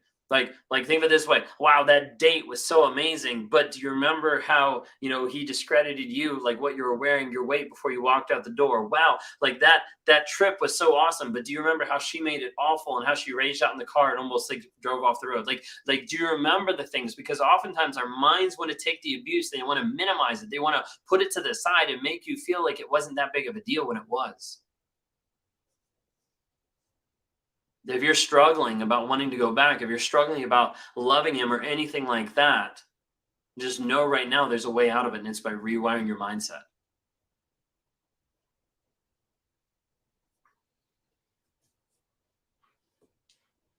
Brittany, I think there's a question about an app. You probably already answered it.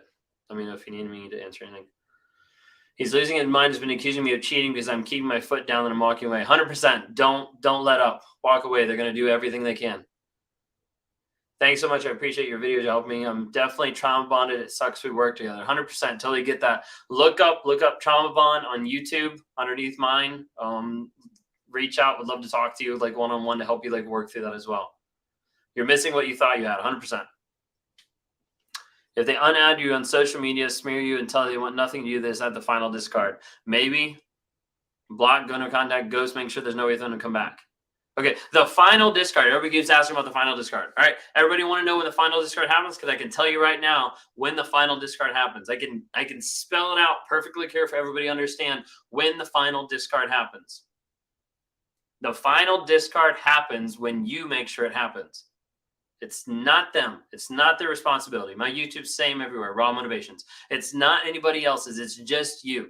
The final discard is when they walk out the door, you close it, you bolt it, you lock it, you change your address, you change your phone number, you move, you do everything you can to make sure that there's no way for them to come back into your life, come back into your home. The final discard is when you make sure it's the final discard. So many people are like, why won't they just block me? Why won't they just leave me alone? Because they don't care.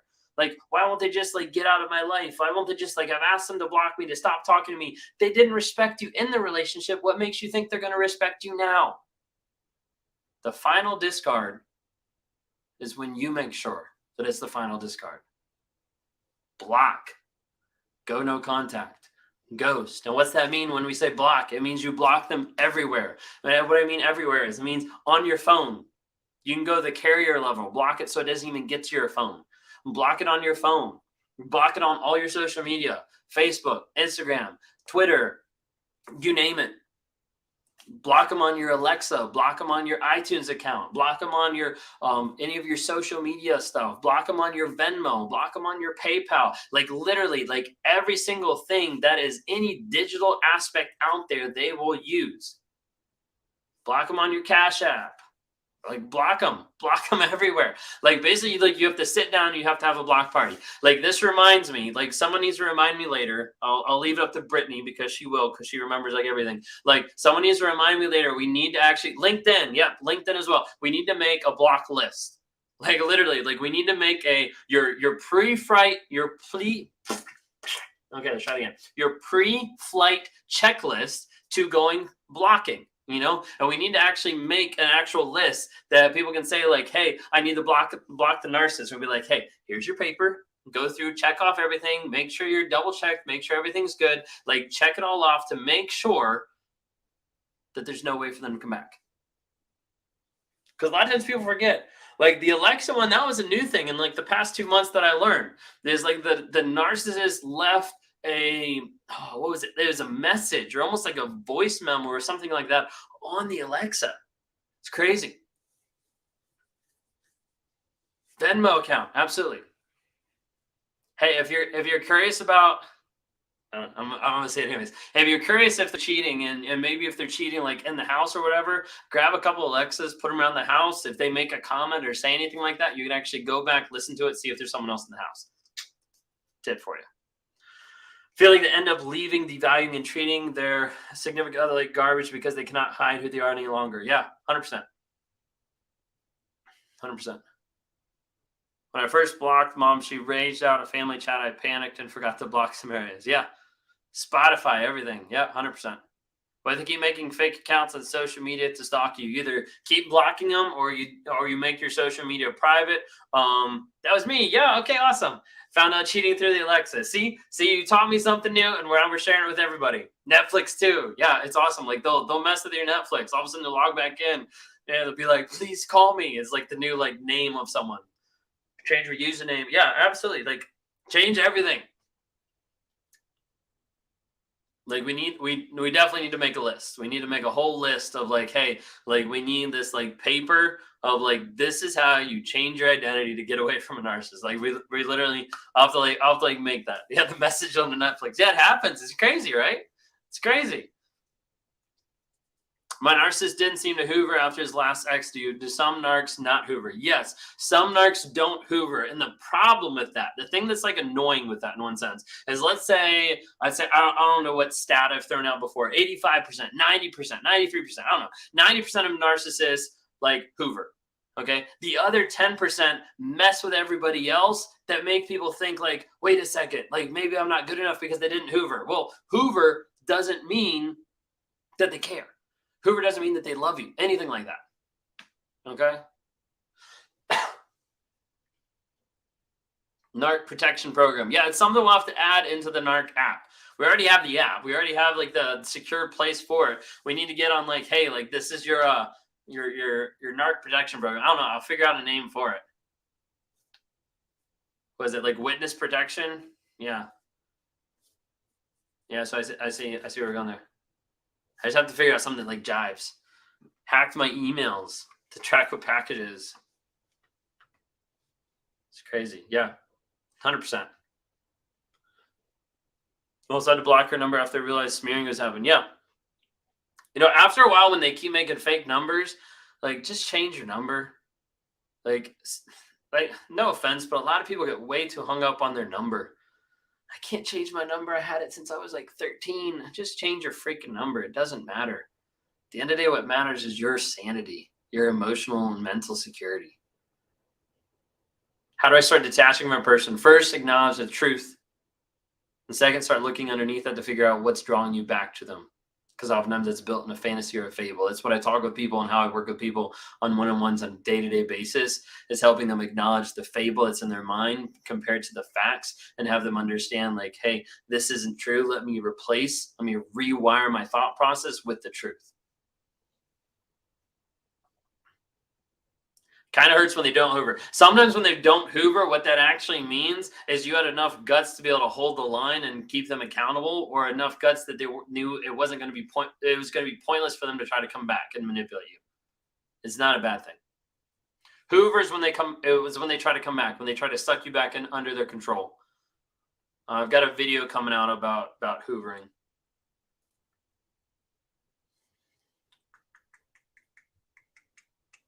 How do you find out if someone is cheating in a long distance relationship and we've never met? How are they acting? How are they demonstrating on a day-to-day basis? Love, faithfulness, honesty, consistency. Like, if they're not, just leave. How do you help the rumination? It's bad now. Changing the story that's in your mind. I'd love to talk to you about that.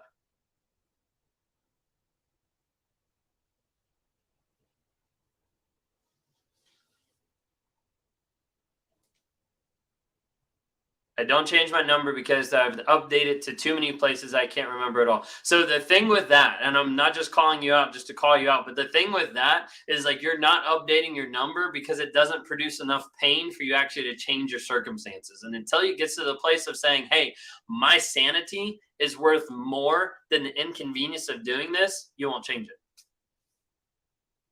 Okay. Still understand how it's not our fault for not having boundaries in the first place. I still understand how it's not our fault for not having boundaries in the first place. A lot of times people don't know to have boundaries. Like you don't like you don't grow up being educated about this stuff. Like, you don't grow up being educated about, like, people abusing through emotional ways. And sometimes not having boundaries is still not your fault, because, like, you haven't been grown up in a household or in a relationship that actually teaches you who you actually are and helps you define where you're going in life. Like, the biggest ways that a narcissists don't look for, like, the best people, or to steal your light, or the people with money, or the people without money. Like, they don't care. Like, a narcissist looks for people that are easy to be manipulated and that don't have boundaries. And typically that person doesn't also have a solid sense of who they are. What does it actually mean when your ex-narcissist says that they want to be friends with you while they have a new supply? It means that they want to have their cake and eat it too, and they still want to be able to get back with you, manipulate you, and control you.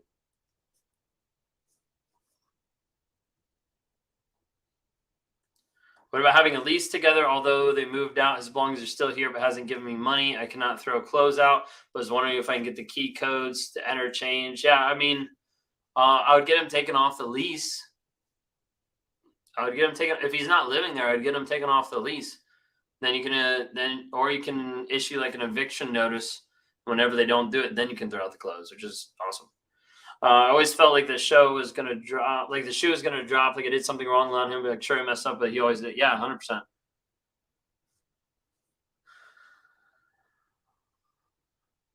What does it mean when they say, "Because that's what you deserve"? Justifying in their mind, like, you deserve the abuse that I'm giving you because of something you did. Like, they're trying to twist it around so you get confused. Do they care about their children? That's where the guilt comes in, separating from their kids. So no, they don't care about the kids. Like, that's the part. Let me take that guilt away from you. Okay. There's no guilt in taking the kids away from a toxic person, because an absent parent is better than a toxic parent. At the end of the day, how the narcissist treats you will one day be how they treat the kids. They might not be treating them that way now, especially if their age is like 3, 4 to 9, 11, because they're getting supply from them. Once they start getting older, it'll be the same thing.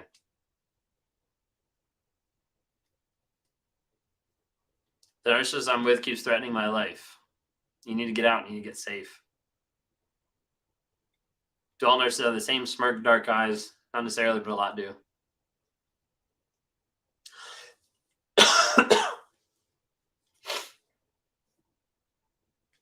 They sent a release form out, but he has the right not to sign. You might want to just move then. Take yourself off the least. How they decide which people have those criteria: no boundaries, lack of self-awareness to target. You can feel it pretty quickly. Like once you build up that perception, you can tell really fast who doesn't have boundaries and who has no clue who the heck they are. Almost like energy work. Are all narcissistic guys cheaters? Yeah. How do you accept, cope, change the fact that you're a person who is easily manipulated? You learn not to be easily manipulated. The first thing is accepting, and the second thing is changing it. What are you going to do to help grow yourself on a day-to-day basis? That's really what it comes down to. Don't beat yourself up about it. Just be like, hey, I've been manipulated a bunch. Okay, what am I going to do to not do that again? I accused my narc of cheating, and he said he's going now because I accused him. They're always going to blame you. Why would he reactivate his Facebook and block me 9 months after the breakup? So he can get more supply from other people. My husband says I'm the problem and he doesn't want to be with me. Why am I so heartbroken over the narc? Because of how he's made you feel, and how he's made you, how he's discarded you. Yeah, of how he's like made that change like in your head. You have to get back to the truth of the abuse of the situation.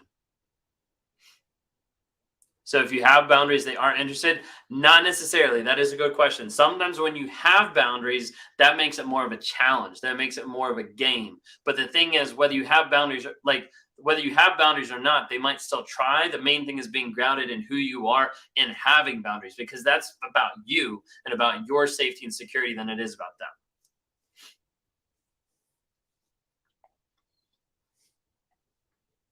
You can break a lease with a no contact order. That's what I did. No questions asked. There you go. Perfect. What do you recommend if my ex-husband is still in my daughter's life? I, of course, do not want her to feel these things. And right now it appears that they have a good relationship. Depends on the age as far as like what you can do, what you can talk. But a lot of times age appropriate honesty is definitely like on the table of what you need to do to communicate. I had the same issue of attracting the same type of partners until I got therapy and made me realize my comfort was the uncomfortable environment because all I knew due to trauma. 100%. People go back to what they're used to. That's why a lot of times if you're brought up in a narcissistic family or a household, you get to the place that you keep going back to narcissists because it's what you're used to. It's what you expect. It's what feels comfortable. It's what love seems like. That's one of the questions actually in the journal that we're writing is like, what was love modeled to you? And I'm gonna butcher it. Like it was like something along the like, what did it actually look like to you, like growing up? And like, is that actually what part of it do you want to keep and what part of it do you not? Because sometimes growing up in a narcissistic family, you get to the place where you're like, wow, like for me, like love meant control, or love was control. And so like as I got into relationships, how much I controlled them was how much I loved them. Obviously that's not true because like they all like blew up. It was kind of crazy in that aspect. Why would he leave all of his stuff in my place but not speak to me when I ask him to get it? That way he can pop into your life at any time and still control you. Cheating is one thing my ex hadn't done. Is that unusual? Somewhat. I would say okay, like maybe not physical cheating, maybe emotional cheating. Maybe they're a workaholic. Maybe they put anything above you. I mean, that's ultimately what narcissism is. Why would you make another Instagram account but add the same people? Again, other supply. How do you escape the bone aching loneliness feeling? Learning to be content with who you are and not needing validation from another person. We're working on it. We're working on it right now. The journal is actually in editing right now. It's like 112 pages or whatever. I'm hoping to be able to get it out. My goal in a perfect world is actually get it out and have it published by Amazon by the end of the month. We'll let you know. Stay tuned. What would I say? I love you so much, more than my ex-wife, and I was with her for years. It's triangulation right there. I started having boundaries. That's when he got worse. Yeah, 100%. They'll get worse because they want you to break them. They don't want you to be able to stick with your boundaries because they know that those boundaries are going to hold them responsible and accountable. Is it common to feel like your brain is fried? Yes, 100%. They do that on purpose. That way you don't have a chance to actually hold them accountable. Why do they cheat with their ex? Because their ex lets them back in. Still a high of being able to dupe another person. Why would he criticize my life? He's a factory worker and I have my own business. To bring you down to his level, Because what he realized, so like let's say the narcissist gets with someone who has a higher paying job or a bigger status, and the narcissist is down here. Okay, we're putting people on a status level for a quick second. Okay, let's say the narcissist is like, oh, I want this status, let me get with them. Okay, awesome, I'm with them now, I look better, I have a better status because I'm with this person. Then they realize, wait a second, it actually doesn't work that way. I'm still the shitty person that I still was to start off with, because I haven't fixed myself, I haven't worked on healing, growth, and change, and being honest and vulnerable. So then it's like, okay, now that I'm here on the same level, I can't actually handle this, so I need to devalue them so I can feel better about myself.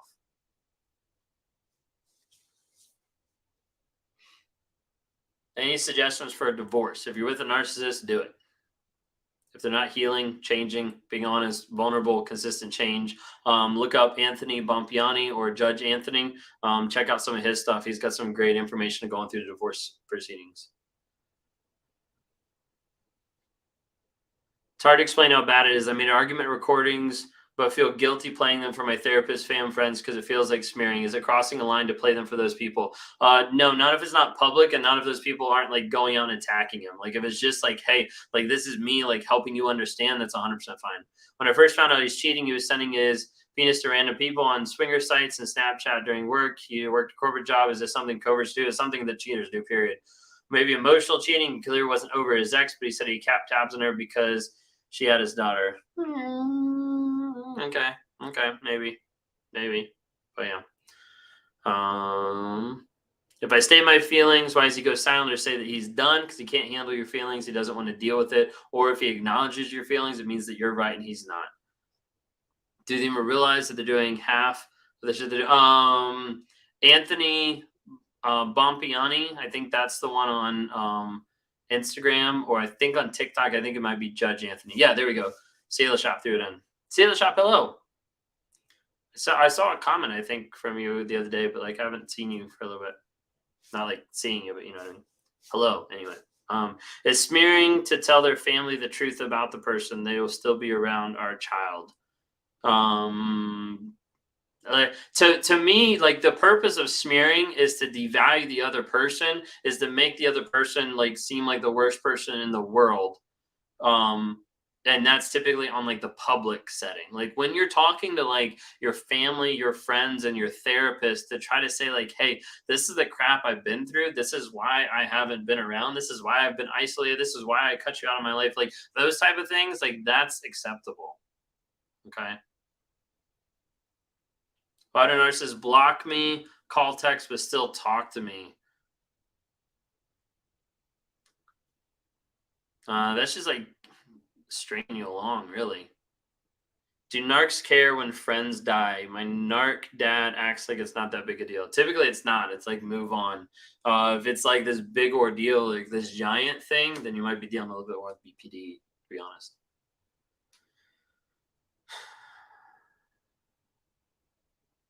Ben, does your ex narcissist leave their new supply and try to go back to their old supply? A lot of times they do. Anybody that'll let them in. What about a video on alcohol addict narcissist? You're on my YouTube, so check out my YouTube. I've got Narcissist and Addiction. Just look it up under Raw Motivation. There's a narcissist and I don't think it says narcissist and addicts. I think it's narcissist and addiction. Just type in like addiction on mine. You should pull up at least one video, if not three. What makes you and Lead different from other narcissists? It's so rare for narcissists to actually change. It's true. Even Dr. Ramani has called us like the unicorns, because we're not the norm. Got to the place where we both kind of got like pissed off that like life was not working the way that we thought it should or the way that we wanted it to, and realized like, hey, we're stuck in a cycle. Like for me, like I'm stuck in a cycle. I need to change it. Like going through a group that I did a challenge with Wake Up Warrior, and having a guy like look at me through the screen and be like, if you want to be a man, then stop fucking lying, and realizing that that's all I did, and having him say, and I've said it on videos too, that if you're a narcissist, no one's coming to save you. Like you're going to die in your own shit because you're unwilling to acknowledge the truth of the situation and actually work on changing your circumstances, because it's all on you.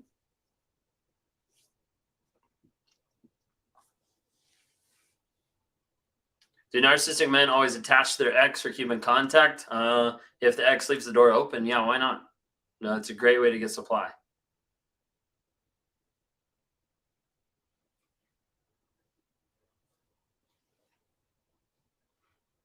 How can I prove patterns to the court of my next? It's really hard to be able to prove patterns unless you have like proof.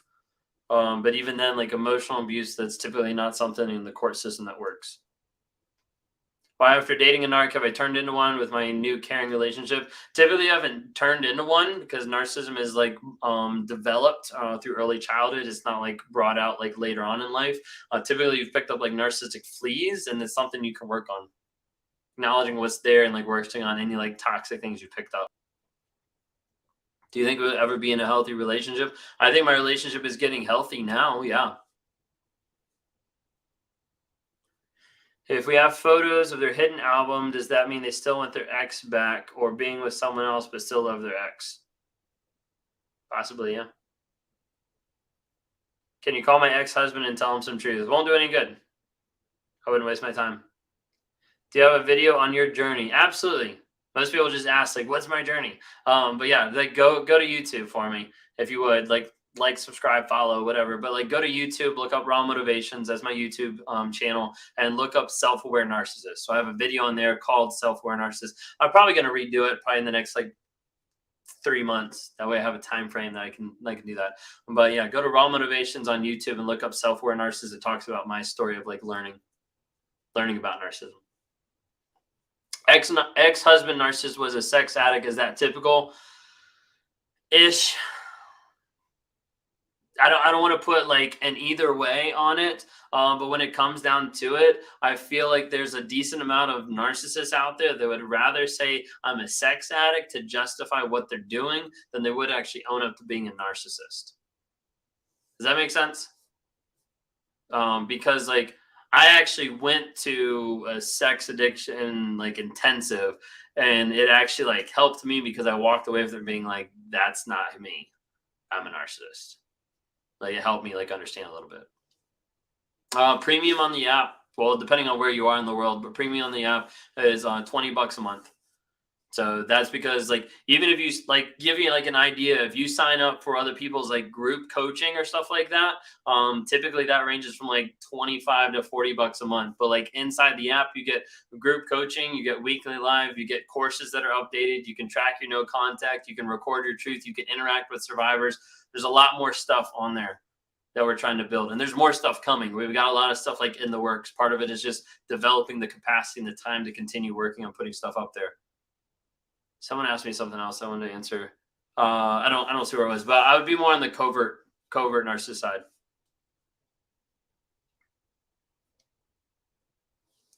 What if the narc doesn't know they're one and I've got no contact already? I trust myself to never go back, but I feel a little sad over it. There's an aspect they know that they're toxic because they're not doing it with everyone, but they're unwilling to be honest about it. And you going back and saying, I'm not saying you would go back, but if you went back and said, hey, you're a narcissist, they wouldn't care. They just use that to be able to abuse you or invalidate you.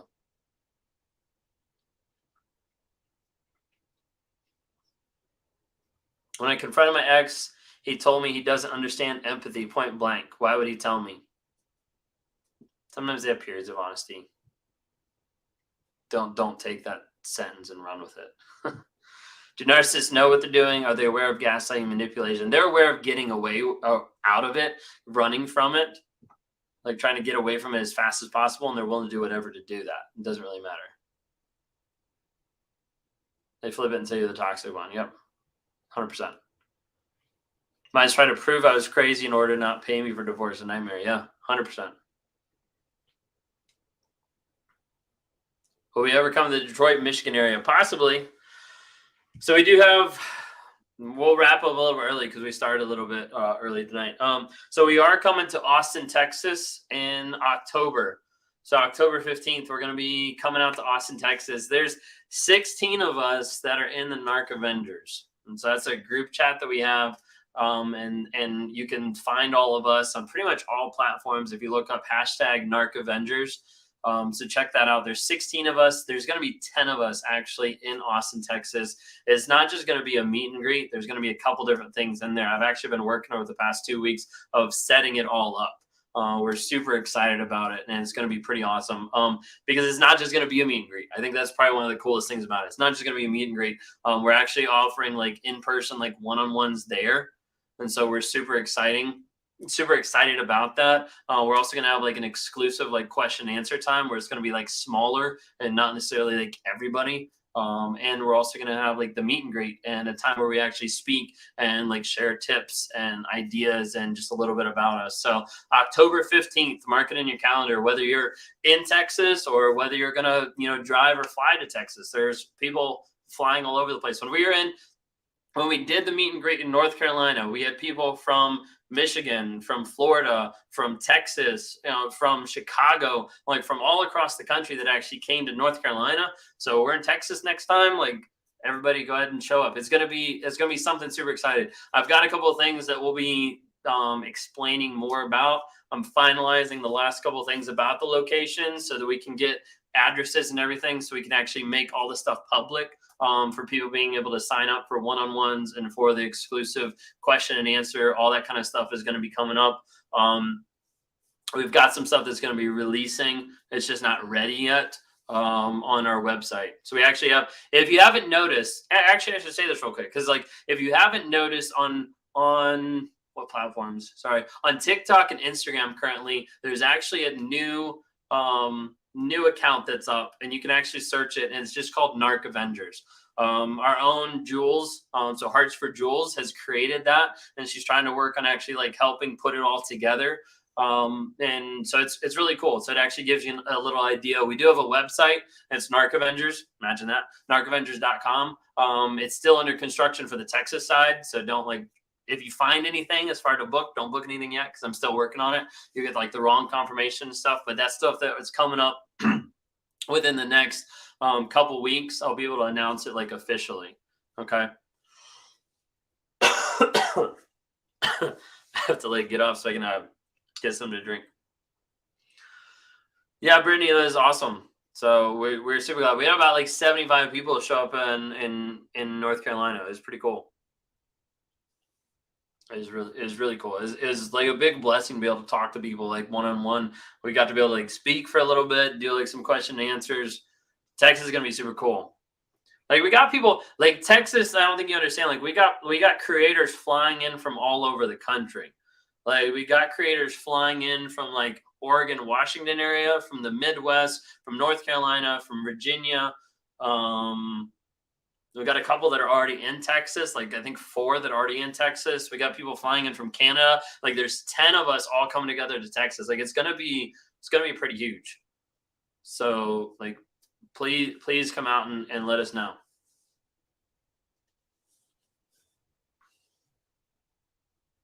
Becca G, thanks so much. Appreciate it. Yeah, there's several people that I see on a regular basis. And not that I'm a replacement for a therapist, because I'm not a licensed therapist or a counselor or anything like that. I'm just a coach that helps people heal, grow, and change. But there is a lot of people that I do see on a weekly basis that they've said, in their own words, that it's been helpful. Austin, Texas, October 15th. Literally like downtown Austin. Like that's the location that I'm like locking in right now. It's locked. I already paid for it. Carrie McAvoy, she's actually going and visiting it. I think next week or in like a week and a half to be able to confirm of like, hey, like this is gonna work well. And then we'll go from there as far as releasing stuff. I know we should hit other places. We're probably not going to hit places this winter. We're probably honestly going to take a step back after Texas and start to recalibrate and reevaluate some of the vision of like where we're going. Personally, I'd like to see about doing like 6 of them next year. So the goal will be like 6 meet and greets, but it's not really going to be meet and greets as we go into the new year. It'll be more like workshops, more like events, more like places for people to come to actually not just like meet us and answer questions, but to heal, grow, and change. Like that's the goal.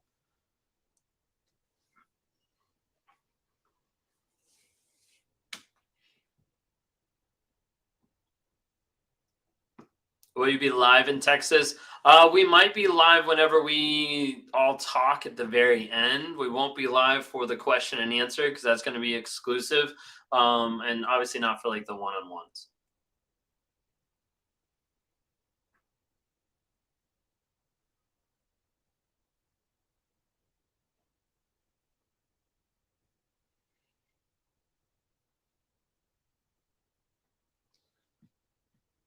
What do they all say? What are you saying? Communicate first. My husband narc is due to trauma, so I do feel bad.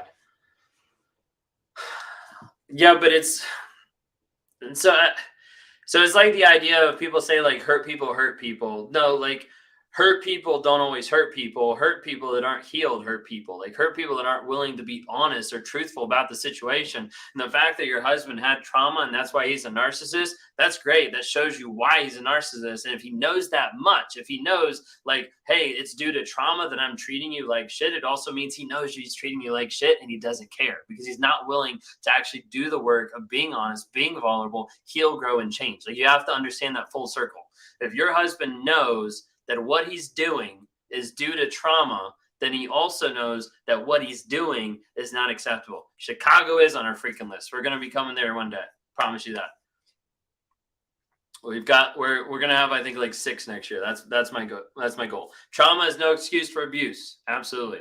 Put that on a freaking t-shirt. That's good.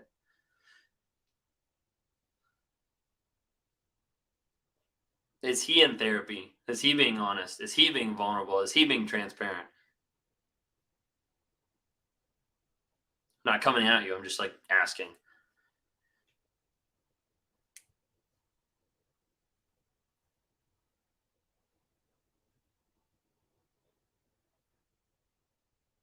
Vicky, what's up? Yeah, we'll come to Chicago. I got you. I might hit you up and say like, hey, I need you to check out some venues for me because I don't have anybody local in Chicago. But you know, if we come to Chicago, I know who to talk to. Will tickets to Austin be on sale on Instagram or the Narc app? Actually, neither. I could probably link it. But the tickets for Austin are actually going to be on the website Narc Avengers. So the narcavengers.com. If you find anything on there right now, don't do anything because you'll get like wrong confirmations because I don't have everything like situated. Like literally, like give me like 2 weeks and it'll be like finalized and I'll be like advertising and everything. Okay, promise you that because I want to get this stuff finalized. I've got housing finalized. I've got whatchamacallit. I've got housing finalized. I've got the venue finalized. We're going to they're gonna visit it within the next 2 weeks, and then we're gonna like lock it down like even more. And then we'll put everything public so people can actually go in and book one-on-ones and be able to join. Like the two things that are going to be paid for it are going to be the one-on-ones where you can book with 8 different narc adventures that are going to be there, and then where you can also book for the private like Q&A question with all of us as well. Yeah, absolutely. So we will be doing some other ones. I don't know all the places yet. Like on a so here's another thing. So there's like in my brain there's like a million things going on. Okay, so like you have to understand it. So my goal next year is to do somewhere around 6 across the country.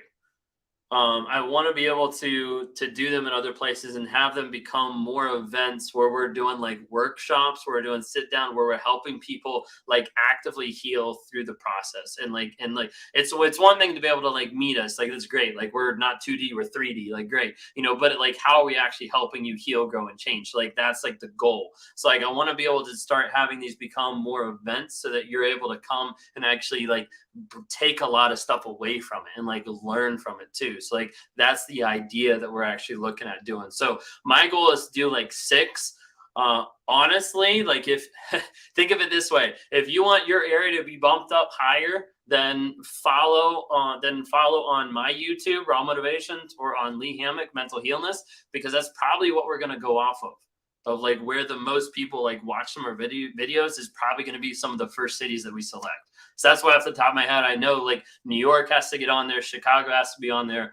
Someplace out in California, probably. Like there's different places like that I know are like top on like, we have a lot of people that talk. Lee and I are part of the Narc Avengers. So there's 16 of us. There's 16 of us that are part of the Narc Avengers. And in Texas, there's going to be 10 out of the 16. Okay. Yeah, eventually we'll do a lot of different places. What is up with spam on YouTube? Go away, you stupid adult dating sites. Bye-bye. There we go. Okay, sorry. Fixed. But yeah. Oh my gosh. It's another one. Go away.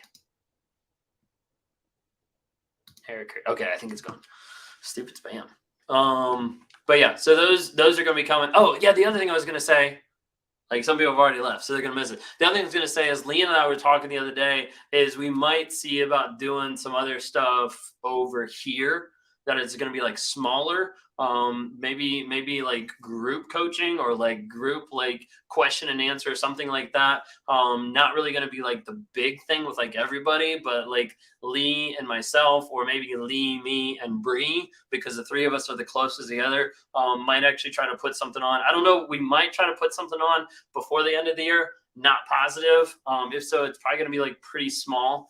But it'd be something where, you know, or it could be something that we put together where we can actually like speak or like interact with people. But that's something that we're kind of like looking at. So, but just FYI, that's something that we're considering. But those will be like small, and those will only be on the East Coast if we do that in the next like 5 months. And then coming up next year would be when we're actually doing like more of the giant meet and greets. Honestly, just like full transparency is like trying to figure out like where to do the meet and greets, and then also like how to, number one, get like a place to meet, you know, as these get bigger, getting a place to stay, and then also like helping the people that are getting there, because like we have like a lot of people, we have like a lot of us at the 16. We've got three in Canada, we've got 4 in Texas, we got 1 Washington, 1 Midwest, 3 over here on the East Coast. So like we're kind of like all over the place. So like it also, we're trying to think through like how it works to get all of them there so that they're not like breaking the bank either, because we're trying to figure out how to do all this. So yeah, so we'll leave with this real quick. Brittany just posted. So group coaching is coming up this Monday. So this Monday, if you haven't already, sign up to the app, go to the premium supporter, and go to where you can actually sign up for our monthly coaching. It's an awesome opportunity where you get a Zoom link and we all get on screen, be able to talk. It's a secured environment where we're on Zoom. You get to go on screen, be able to interact, be able to talk with other survivors, also be able to get coaching, not just about like narcissism, but then like how are we moving forward?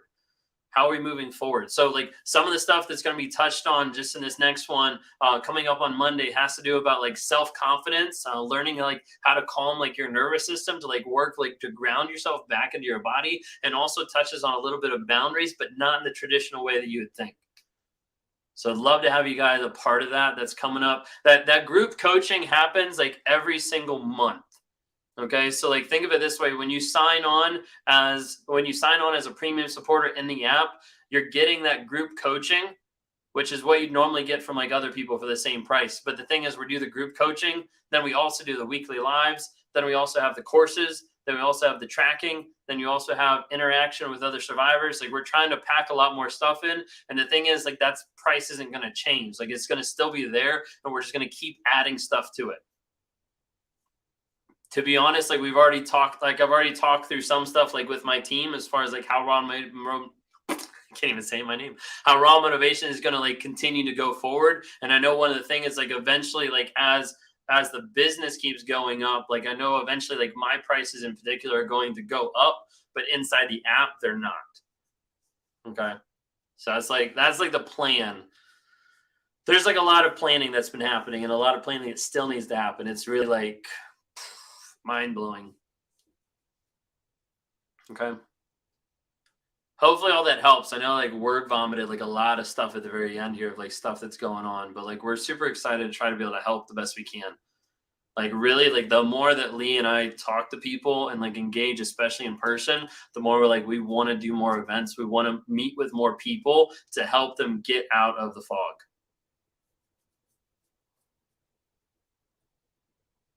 How does it bill for the app? It just goes through the App Store. So like how it would bill for like a regular Apple app or Android app.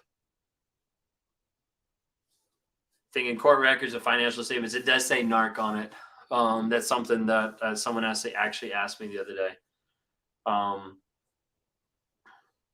Technically, I don't know if you could like link, like I know some people that have linked like a PayPal card and have used like PayPal for it, so it doesn't show up that way. I don't know. Do I consider myself a former covert narc? No, I consider myself a narcissist. It's still working, growing, changing each day, piece by piece. Yeah, see, I just had someone ask me about that the other day, and I actually sent them like a screenshot. Vicky hooked me up because like I needed to know like how it actually shows up because they were worried about that. And that's something honestly when we developed the narc app we weren't thinking about. We didn't think we'd have to make it. Didn't think we'd have to make the narc app covert. So that it wouldn't hit bank accounts and look narky. So it's something that we're thinking about. It's not easy to change some of that stuff initially once it's already like built in, but something to think about. Anyways, thank you all so much. We're going to be logging off. We hit our 2 hours and 10 minutes that we've been on. If you guys still want us to keep popping on, let us know. We'll be back on Wednesday night. Monday night is the group coaching. Monday night is group coaching inside the NARC app. So if you haven't already, sign up under the premium supporter, sign up there. We also have the secured live inside the NARC app. That'll be Monday as well. Wednesday night, we'll be back on Facebook, YouTube. This week we'll be on mine. So make sure to follow into Raw Motivations on YouTube. We'll be on YouTube this week, myself and Lee Hammock. So definitely check us out there. And then I'll be back next Thursday. Again, trying to think about what I need to do on Thursdays as far as if we want to change it up. Not that it's only about the numbers, but want to make sure that we're being influential with our time and making sure that we're engaging with the majority or touching the most people that need to hear this message. And we've seen over a period of time, we've really been doing Thursday night lives since what I say, October of last year. So not that I'm saying I'm going to throw them away, but I'm not sure how long they're beneficial or if we need to change up the whole style. I'm not really sure. Just being transparent of what we're kind of thinking about. The monthly coaching the monthly coaching that you have to sign up for inside the app is Monday night from 8:15 to 9:15 Eastern time.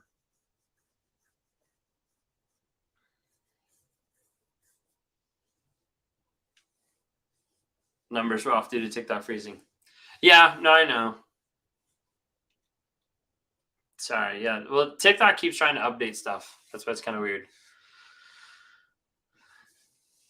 It could have been my Wi-Fi too, but then everything else wasn't lagging from what people said. YouTube wasn't lagging.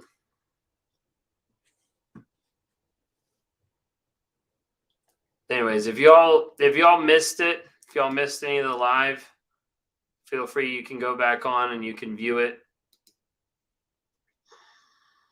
You can view it on YouTube. It'll be saved on YouTube. Gonna go ahead and start logging off. Instagram, I'm gonna cut you all off. Y'all have a great night. Reach out.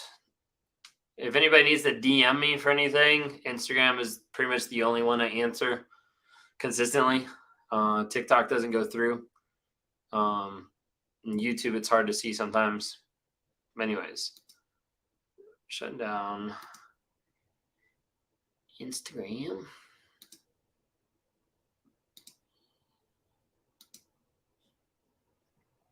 YouTube, Facebook, y'all peace out. Thank you. Have a great night. See you Monday. Y'all have a great night. TikTok, Brittany, thanks so much for helping out. As always, awesome moderator. Appreciate it. I knew